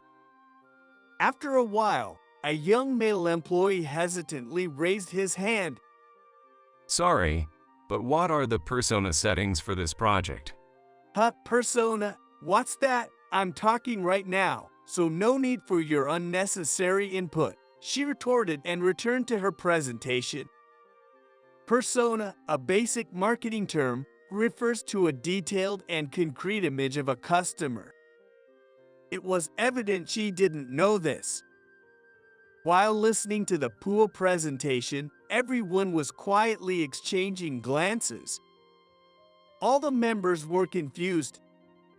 When she finished and asked if there were any questions, I raised my hand after some thought and spoke up clearly. Sorry, Director, but we can't go forward with this project. Her demeanor changed instantly. What do you mean? To be honest, this project is not viable as a plan. In marketing, market research is crucial and... At this point, Director Higgins let out an exaggerated sigh. You don't get it. What don't I get? Your own position. She said coldly, looking down on me. What does that mean? I began, but Director Higgins interrupted without letting me finish. You're fired. Don't bother coming in next month. Normally, a director couldn't just fire an employee on their own. But she, being a connection-based hire, must have had some influence I couldn't contend with. And so, I was suddenly fired from the company I had served for over 30 years. Despite my confusion and sadness, there was no reversing the dismissal. Eventually, I decided to move on, using my remaining leave to search for a new job. I only have connections at my current workplace, but thanks to a friend of mine who helped me out, it looks like I won't miss my meal at my age. My only concern was for the colleagues I was leaving behind. Regrettably, today was my last day. I hoped that I could have a chat with everyone today, my last day of work. However, that didn't go as planned either. While I was tidying up my desk, Director Higgins suddenly called me. I was thinking of resigning without talking to her anymore, but since she summoned me, I reluctantly headed to her office. Then she dropped a bombshell. Mr. Incompetent, take over the $15 million deal. Confused about a handover on my last day, I asked her for clarification, only to hear an unbelievable response. I'll forget your firing ever happened for now. So, can you start on this deal right away? Though having my dismissal reversed might seem positive, I already had another job lined up. I couldn't just ignore the arrangements made with my new employer. More than anything, I didn't want to be manipulated by her anymore. Handling a large project worth $15 million to an employee who was suddenly fired is also somewhat strange. Even if Director Higgins' dad is the EVP, I can't stand her making arbitrary decisions like this anymore. I reached a decision and asked her, "Can I see the documents?" Mistaking my intent, she smugly handed over the documents. Flipping through, I confirmed what I thought. My name was already in the column for the person in charge of that document. However, the date was from several months ago, before I was told I was being fired. Why did she bring up this deal now? Understanding her intentions, I spoke up firmly. It's impossible since you've named me specifically. Since I'm being fired, I'll excuse myself. What? You're turning down a $15 million project? She exclaimed. Yes, to be precise, I can't accept it under your leadership. I'll be handling similar projects at my new job. What? At my words, Director Higgins stood up abruptly, making a loud noise, revealing a disheveled appearance I had never seen. What do you mean? She demanded, slamming her hand on the desk. I sighed and began explaining. When I was fired, I first consulted a former colleague from sales. He was originally meant to join the marketing department, but chose to return to sales instead. Now, he was a sales director at another beverage company. I still went out for drinks with him, and I valued his advice as a senior in job transitions. He listened quietly to my story, then casually offered, Why don't you join us? "Really? Is that okay?" I was taken aback but grateful. He seemed to be on good terms with the HR director at his company and told me he would try to talk to him. Things moved quickly from there. I never expected to transition so smoothly at this stage of my career.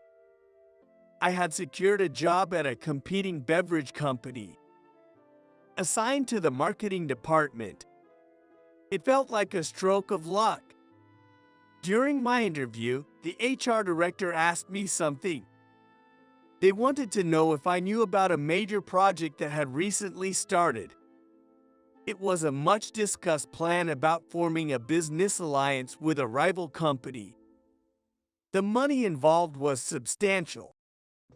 Due to the alliance between rival companies, it was a hot topic in the industry, so I had heard about it. However, I didn't know about the specific details. When I said so, the HR director looked puzzled.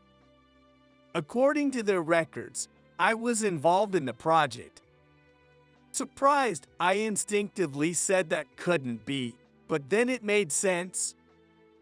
This project had indeed been officially brought to our company's attention. The project was initially addressed to me, but Director Higgins had covertly tried to take over, later deciding to let go when it became too much.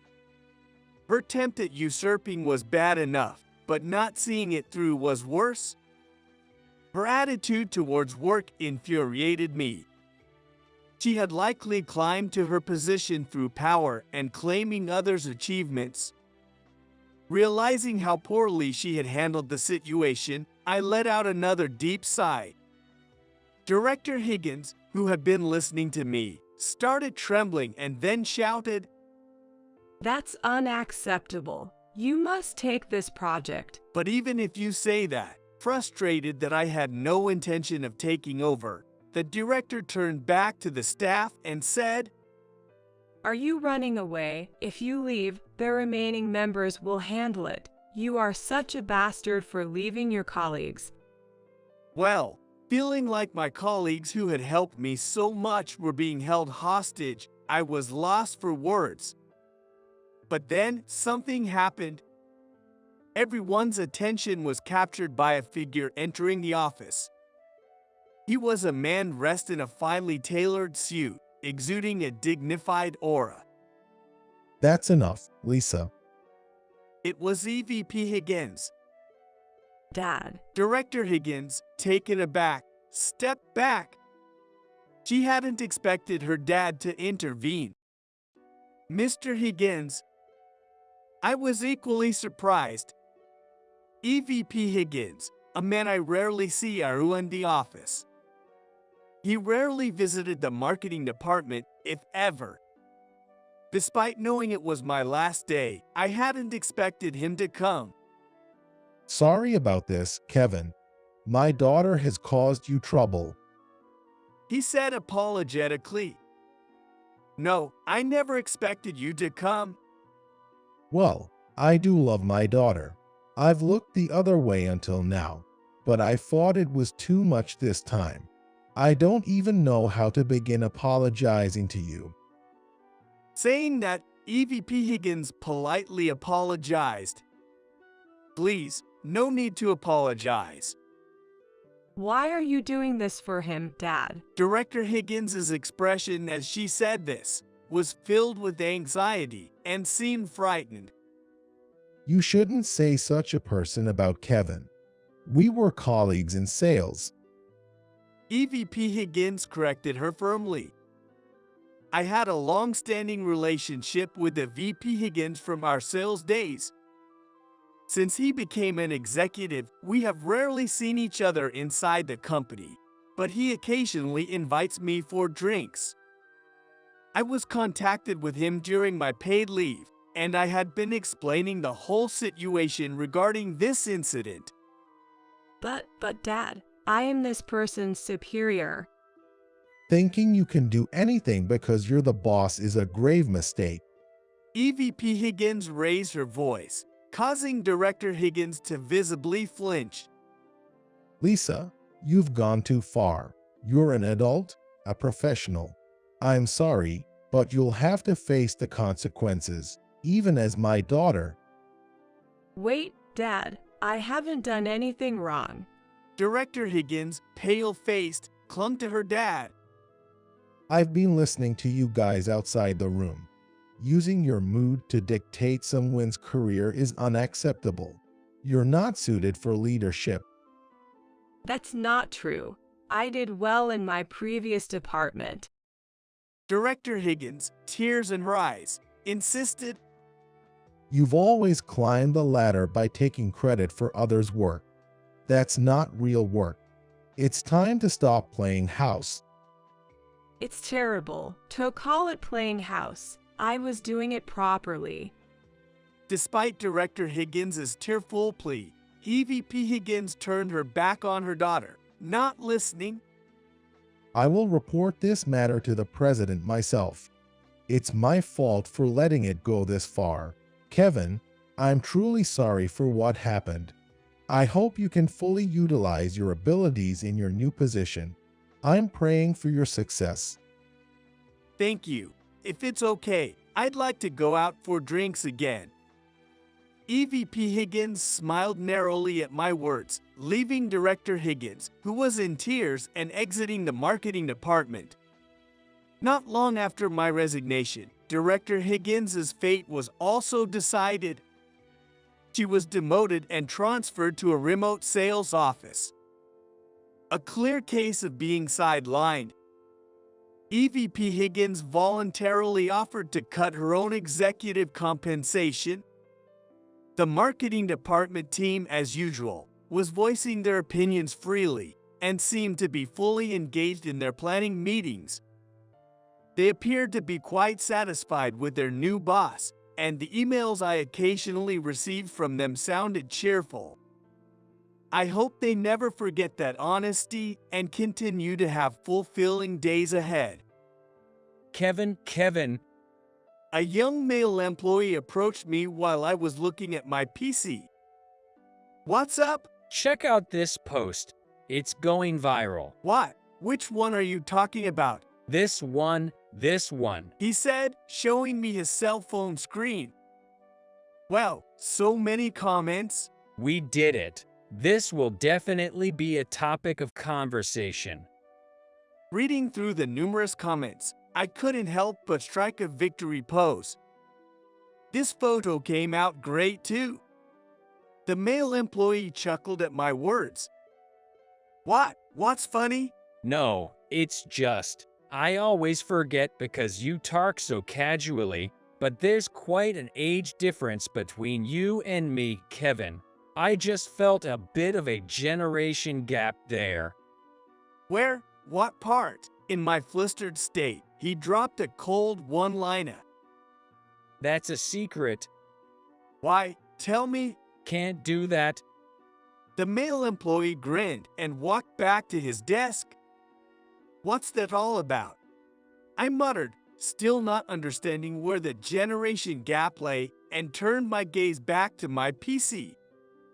Since my job change, a few months had passed. Even though I was still in the same industry and marketing department, the internal systems and ways of working were of course different. Learning everything new at this age was quite challenging. Lately, everyone from the young to the senior members has started to talk to me more openly. It was a great joy to work in an environment where everyone had strong opinions and we could learn and grow from each other. The $15 million project is still ongoing. Ultimately, my trusted colleague at my former company took over my responsibilities, which was a relief. Seeing each other at meetings has become one of my joys. Since my career change, I've realized there's still so much to learn in marketing. Despite being older, I'm still a newcomer here and eager to absorb as much as I can. Kevin, the meeting is starting. Hearing my colleague's voice, I quickly stood up from my seat. All right, I'm on my way. With a spring in my step, I headed to the conference room. I wonder what ideas will be shared today. Filled with anticipation, I opened the door to the meeting room. Kate, we have a problem. Sarah's documents have been tampered with, and if we don't do something, the deal will fall through. Please, you have to do something. Ethan stood pleadingly at the desk of Kate, the manager.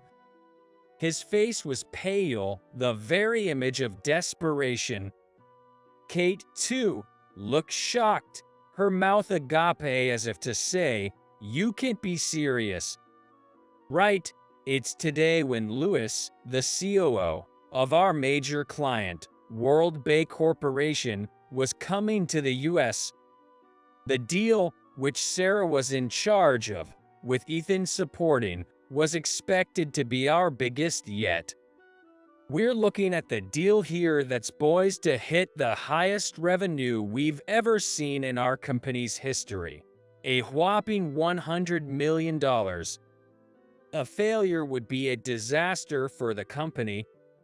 What are you talking about? We thoroughly checked the documents yesterday. There's no way they could have been altered. Check again. Kate tried to calm Ethan. I've checked multiple times. The original documents are nowhere to be found. Only the altered data. Ethan, go and get Sarah. Get Sarah. Sarah's currently explaining the situation to Louis, the COO of World Bay Corporation, and can't leave. No choice then. Making me deal with this. You guys won't be forgiven later. She entered the conference room with Ethan. As I was left alone in the office, worrying about the big trouble, I was startled by a voice from behind asking, "What's wrong?" "George, when did you get here?" "I just arrived. It seemed like something serious was going on."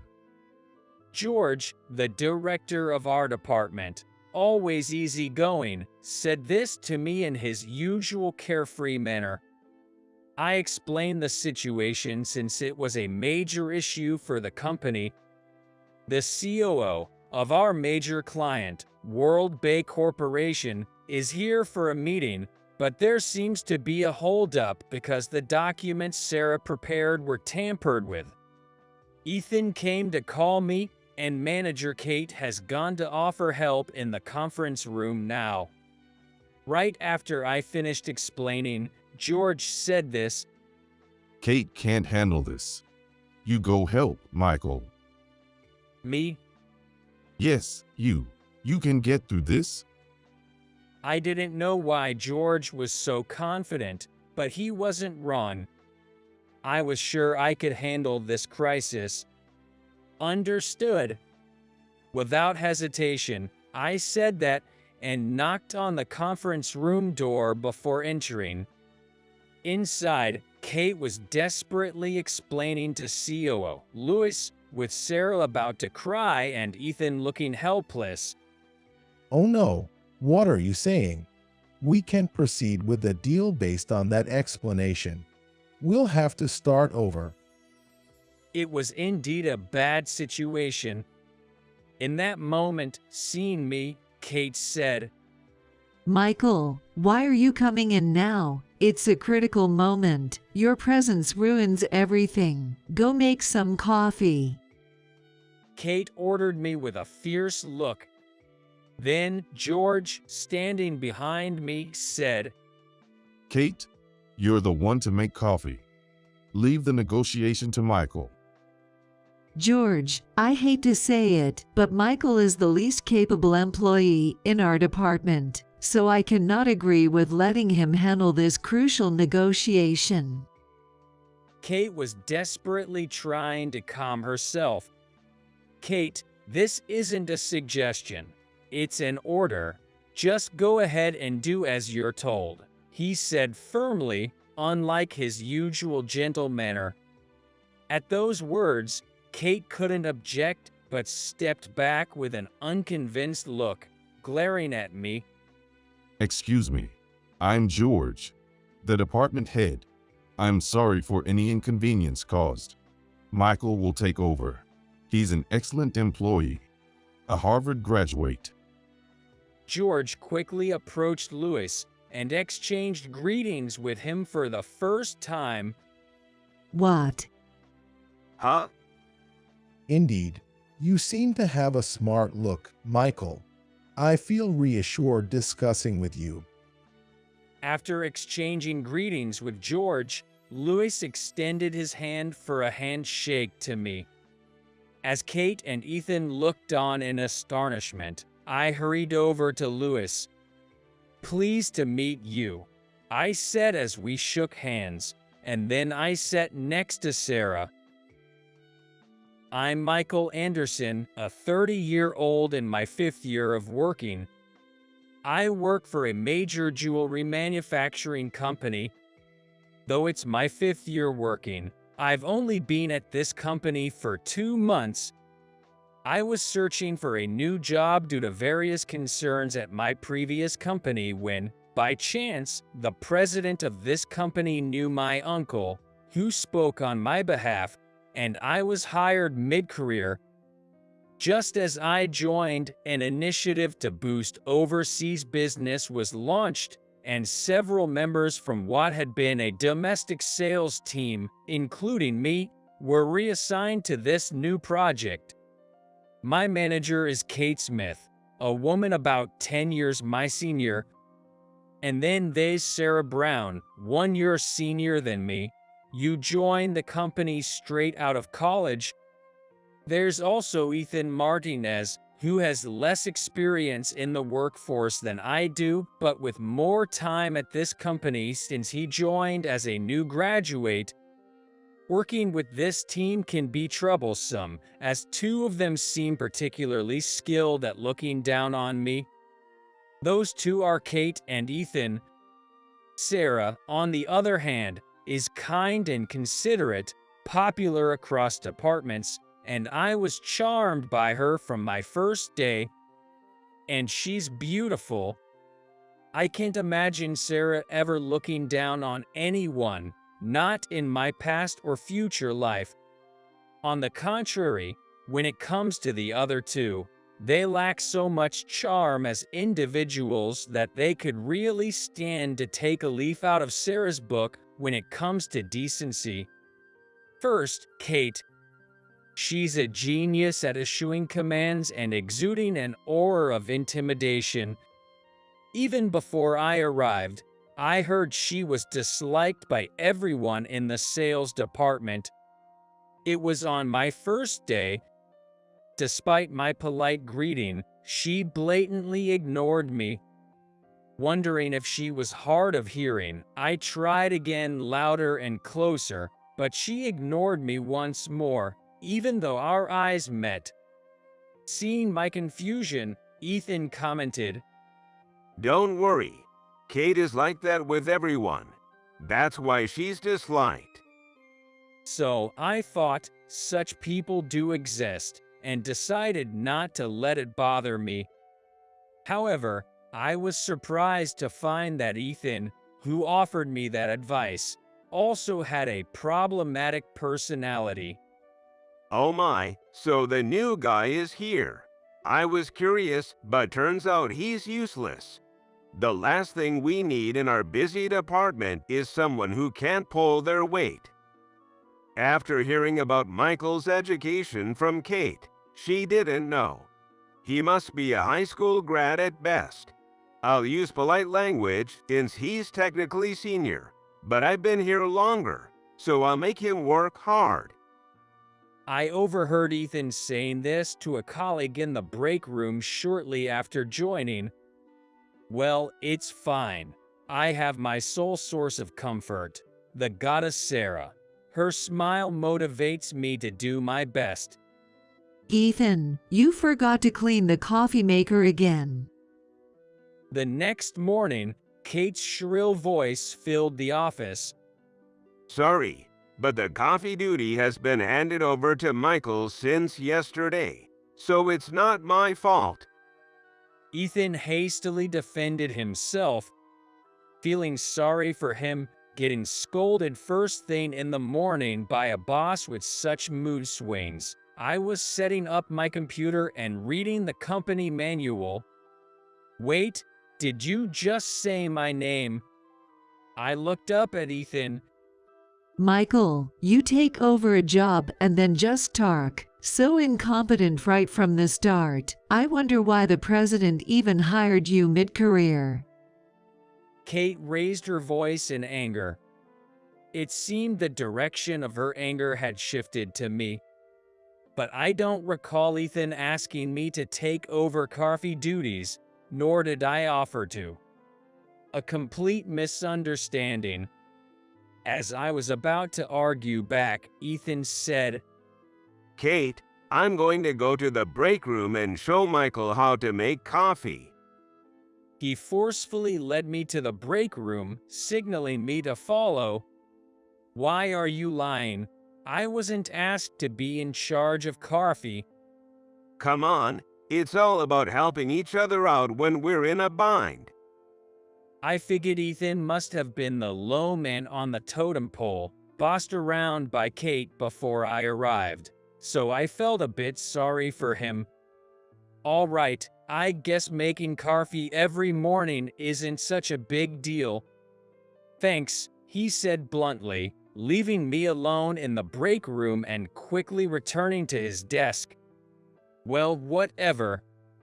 I didn't need to ask how to use the coffee maker, and I found the coffee grounds easily enough by rummaging through the cupboard, so it was no problem. It seems like Kate was waiting for her coffee, so I would go ahead and make everyone's. But when I handed it to her, she just took it without saying thanks and stayed silent, still being her usual standoffish self.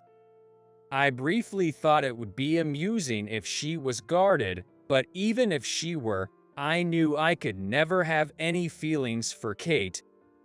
In contrast, Sarah's graceful behavior and consideration were so perfect that just seeing her made all the unpleasant things vanish. Thank you. If you're ever busy or having a hard time, please let me take over anytime. I almost blurted out, "Are you an angel?" "No, a goddess," but I held back. Her speaking politely even to a person with less tenure like me was adorable. I even found myself fantasizing, stupidly smiling at the thought that I wouldn't mind if Sarah were mean to me, but it turns out I wasn't the only one who adored her. And that person was very close by. A month after I joined, our biggest client opportunity since the launch of the Overseas Business Promotion Department came in. A company called World Bay Corporation, an overseas jewelry retailer, might place a large order for our high-priced jewelry. If all went well, it could mean about $100 million in sales. Our company had mainly dealt with domestic companies until now, but this deal was on a much larger scale, truly a result of our efforts to promote overseas business. I saw our department head, George, smiling as he came to Kate's desk to talk about it. That deal, it's just something that got passed to us from the domestic sales team. Kate didn't contribute anything. Ethan had muttered so Kate couldn't hear. After George left, Kate looked around at the three of us and said, "We absolutely must land this contract. It's non-negotiable. Of course, Sarah is the only one I can trust with this. All right, I'm counting on you." Understood. I'll send the details by email later. Check them. The COO, Louis, will be visiting us soon, so please prepare the negotiation documents by then. I'm counting on you. Kate then left for lunch without doing anything herself. Kate isn't going to do anything. Huh? Sarah, I'll help with anything. So let's work hard together. Thank you. I'd be overwhelmed on my own, so I might need your help. Sarah then turned to me. Michael, I might ask you for help too when things get tough. Sorry, but please. Of course, anytime. I was about to say when Ethan cut in. Nat, Sarah, I wouldn't rely on Michael. He's probably just a high school grad with no qualifications. I graduated from a community college, so I'm more reliable. Don't talk like that. But it's true, isn't it? Not wanting to argue in front of Sarah, I kept silent. And so, Ethan kept offering his help to Sarah. I can help you out. If you're free tonight, maybe we can talk over drinks. Ethan's straightforwardness was obvious, his actions clearly showing his interest in Sarah. Direct and honest, you might say. Sarah always declined his invitations, leading me to speculate she might have a boyfriend. Once, as a joke, I said the following and it ended with such an exchange. "I'll join you for drinks." No, that won't be necessary. And so, a month later, on the day COO Louis was visiting, Sarah had gathered all sorts of documents for the negotiation. Those were from our jewelry specs to our factory's production capabilities and delivery schedules, all neatly compiled and even translated into Spanish. COO, Louis is fluent in English, so you don't have to try too hard in Spanish. Yes, but I still think it's better to communicate as much as possible in the client's native language for the best outcome. At the same time, the Overseas Business Promotion Department has seen an increase in deals with overseas partners. While they weren't major clients, Ethan and I were each tasked with different jobs, keeping us busy every day. And then, weeks flew by in a flurry. One day, I had been out for meetings both that day and the day before, not stepping foot in the office, constantly on the go. After wrapping up my meetings successfully and returning to the office, I walked in to find a crisis unfolding. Kate, it's serious. The documents Sarah prepared have been tampered with, and if nothing is done, the deal will fall through. Please, do something. I sighed, pleading at Kate's desk, his face pale with desperation. Kate, too, looked shocked, her mouth agape as if to say, "You can't be serious." Right, it's today when Louis, the COO of our major client, World Bay Corporation, was coming to the US. The deal, which Sarah was in charge of, with Ethan supporting, was expected to be our biggest yet. We're looking at the deal here that's poised to hit the highest revenue we've ever seen in our company's history. A whopping $100 million. A failure would be a disaster for the company. What are you talking about? We thoroughly checked the documents yesterday. There's no way they could have been altered. Check again. I've checked multiple times. The original documents are nowhere to be found. Only the altered data. Ethan, go and get Sarah. Get Sarah. Sarah's currently explaining the situation to Lewis, the COO of World Bay Corporation, and can't leave. No choice then. Making me deal with this. You guys won't be forgiven later. She entered the conference room with Ethan. As I was left alone in the office, worrying about the big trouble, I was startled by a voice from behind asking, "What's wrong?" "George, when did you get here?" I just arrived. It seemed like something serious was going on.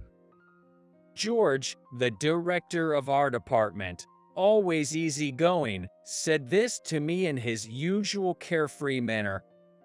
I explained the situation since it was a major issue for the company. The COO of our major client, World Bay Corporation, is here for a meeting, but there seems to be a holdup because the documents Sarah prepared were tampered with.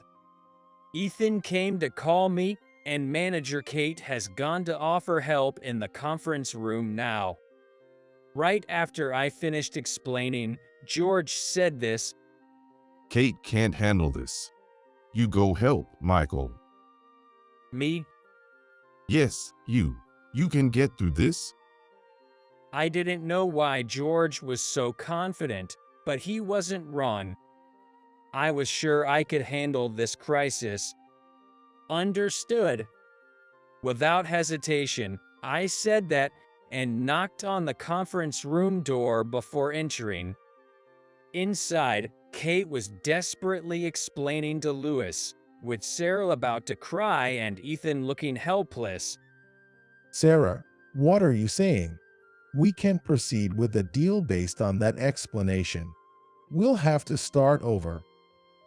It was indeed a bad situation. In that moment, seeing me, Kate said, Michael, why are you coming in now? It's a critical moment. Your presence ruins everything. Go make some coffee. Kate ordered me with a fierce look. Then George, standing behind me, said, Kate, you're the one to make coffee. Leave the negotiation to Michael. George, I hate to say it, but Michael is the least capable employee in our department, so I cannot agree with letting him handle this crucial negotiation. Kate was desperately trying to calm herself. Kate, this isn't a suggestion. It's an order. Just go ahead and do as you're told, he said firmly, unlike his usual gentle manner. At those words, Kate couldn't object but stepped back with an unconvinced look, glaring at me. Excuse me. I'm George, the department head. I'm sorry for any inconvenience caused. Michael will take over. He's an excellent employee, a Harvard graduate. George quickly approached Lewis and exchanged greetings with him for the first time. What? Huh? Indeed, you seem to have a smart look, Michael. I feel reassured discussing with you. After exchanging greetings with George, Lewis extended his hand for a handshake to me. As Kate and Ethan looked on in astonishment, I hurried over to Lewis. Pleased to meet you, I said as we shook hands, and then I sat next to Sarah. Ethan looked at my face with expression that seemed to say, what on earth? George, unusually serious, whispered in my ear with a smile. Michael, I know you understand, but this is a crucial negotiation for our company. Now is the time to rely on your skills. Understood. After saying that, I took a deep breath and began speaking to Lewis in fluent Spanish. Kate and Ethan watched me with their eyes wide and mouths agape. I apologized to Luis in Spanish for the somehow mix-up with the documents. Luis seemed to cheer up, being able to proceed in his native language. Then, I quietly said to Sarah, "Please check if there's any trace left of the tampered document data. I'll keep the conversation going." Ethan has been looking, but there's nothing. Plus, we can access the shared folder where the deleted data should be. From this company laptop, you can access folders restricted to executives. Try searching from here. I handed her my laptop. Surprised but understanding the urgency, she followed my instructions. After a while, Michael, I found it. My document is in the executive folder. Great. Let's print it out quickly and hand it over to Luis. Okay. Sarah headed to the copier. It seems the problem will be solved. Michael, you are an excellent employee. With you here, I feel reassured about moving forward with our business. Luis commented after watching our interaction. Kate looked a bit relieved, but also had a complicated expression on her face. Soon after, Sarah returned with the correct documents. Luis was satisfied with the negotiation documents, including Sarah's Spanish explanations. We successfully agreed on the deal. After seeing Luis out and returning to our desks, Kate and Ethan gave me meaningful looks. Kate was the first to speak up. Michael, if you were fluent in Spanish, you should have said so from the start. Why are you embarrassing me like this? And what's with Harvard? Seriously, what's George thinking? Telling such a lie. What's he gonna do when Luis finds out? Exactly, Michael. Helping us out like that just makes us look bad. I had no intention of embarrassing anyone. I just wanted to save our company from a major issue. And my Harvard degree is real. If it weren't for Michael, we would have lost a $100 million deal. I can only be grateful to him. I'm truly sorry for my mistake. Sarah immediately stood up and offered a sincere apology. I quickly said, "Sarah, it's not your fault. It's clear someone tampered with the documents. You're a victim here. You don't need to apologize." Right. Sarah did nothing wrong. And Michael, stop making up your educational background. Sarah was on the verge of tears. And, "Oh, just stop causing me trouble," Kate said in anger. Then the door clicked open. Bob. Our company's president, Bob Walker, stood there. I heard there was trouble, but I'm grateful you secured the contract. Thank you. It's nothing. We'll make sure this never happens again. Hearing this, Sarah quickly stood up. I'm so sorry. Sarah, it's not your fault. No need to apologize. We've investigated the issue. It was the doing of an employee from another department. We found out after checking the computers. Unfortunately, that employee will be terminated. Tampering with important negotiation documents is a serious offense. Sarah, you did nothing wrong, so don't worry. Thank you. Bob continued. We will review our security and update our data handling rules tomorrow. Please check the notice when it comes out. And Michael. Yes, I responded, startled at being suddenly addressed. You really helped us out. George told me about your crisis management and excellent Spanish skills.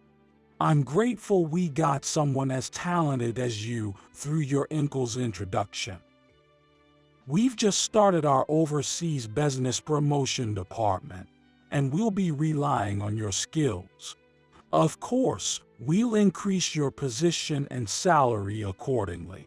Any employee who interferes with his work will be seen as obstructing the company's business and will be dealt with accordingly. Bob said this, looking intently at Kate and then glancing at Ethan. Bob, I wanted to ask, is it really true that Michael graduated from Harvard? Bob, I've stopped hiding it, so it's okay to disclose now. It's true, Kate. That evening, looking more tired than usual, Kate and Ethan left right at quitting time, and as I was getting ready to leave, George slapped me on the shoulder. Good work today. Would you like to grab a drink? It was a rare invitation, so I happily accepted with a definitely. Sarah was still at the office too, and George invited her along, so the three of us went out together. We left the company and turned into a back alley, entering a stylish restaurant that George frequented. I've always had a good impression of George among my superiors. He's a gentleman, soft-spoken, and liked by everyone. Yet when it's time to work, he doesn't hold back and is very capable. And having dinner with Sarah after work was a first for me, which made me happy. She said she wasn't good with alcohol, but as she opened the bottle for our first beer, she looked so cute. She's older than me, so it might be rude to call her cute, but it was true. Really? Today? Our company was saved thanks to you too. I invited you out as a thank you. The work data, whatever it may be, goes into a separate folder if deleted. That folder can only be accessed by a limited number of executives. But I trusted you, Michael, so I gave you access just in case. That came in handy this time. I heard from Bob that the person who tampered with the documents has been identified. Yes, that's right. That's partly why I thought it was important to tell you. The culprit was Emma from the domestic business department. I had my suspicions.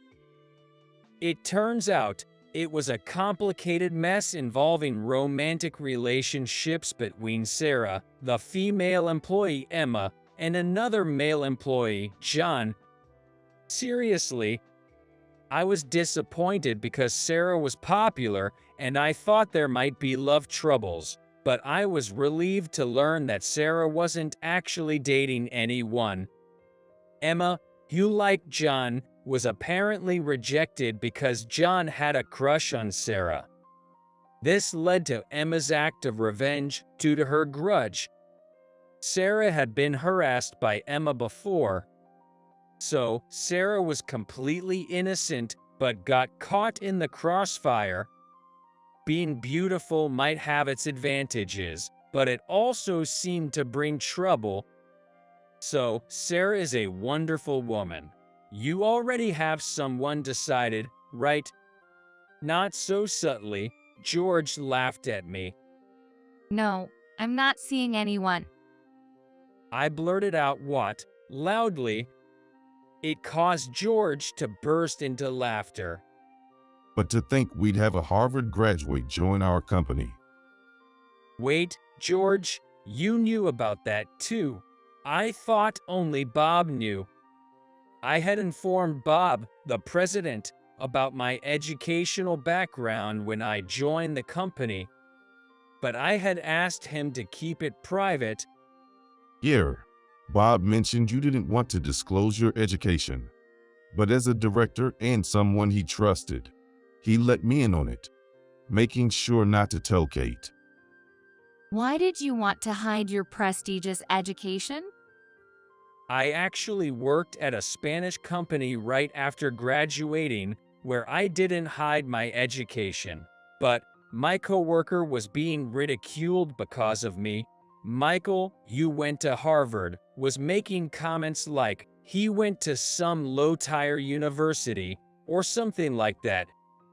That coworker ended up leaving the company because of it.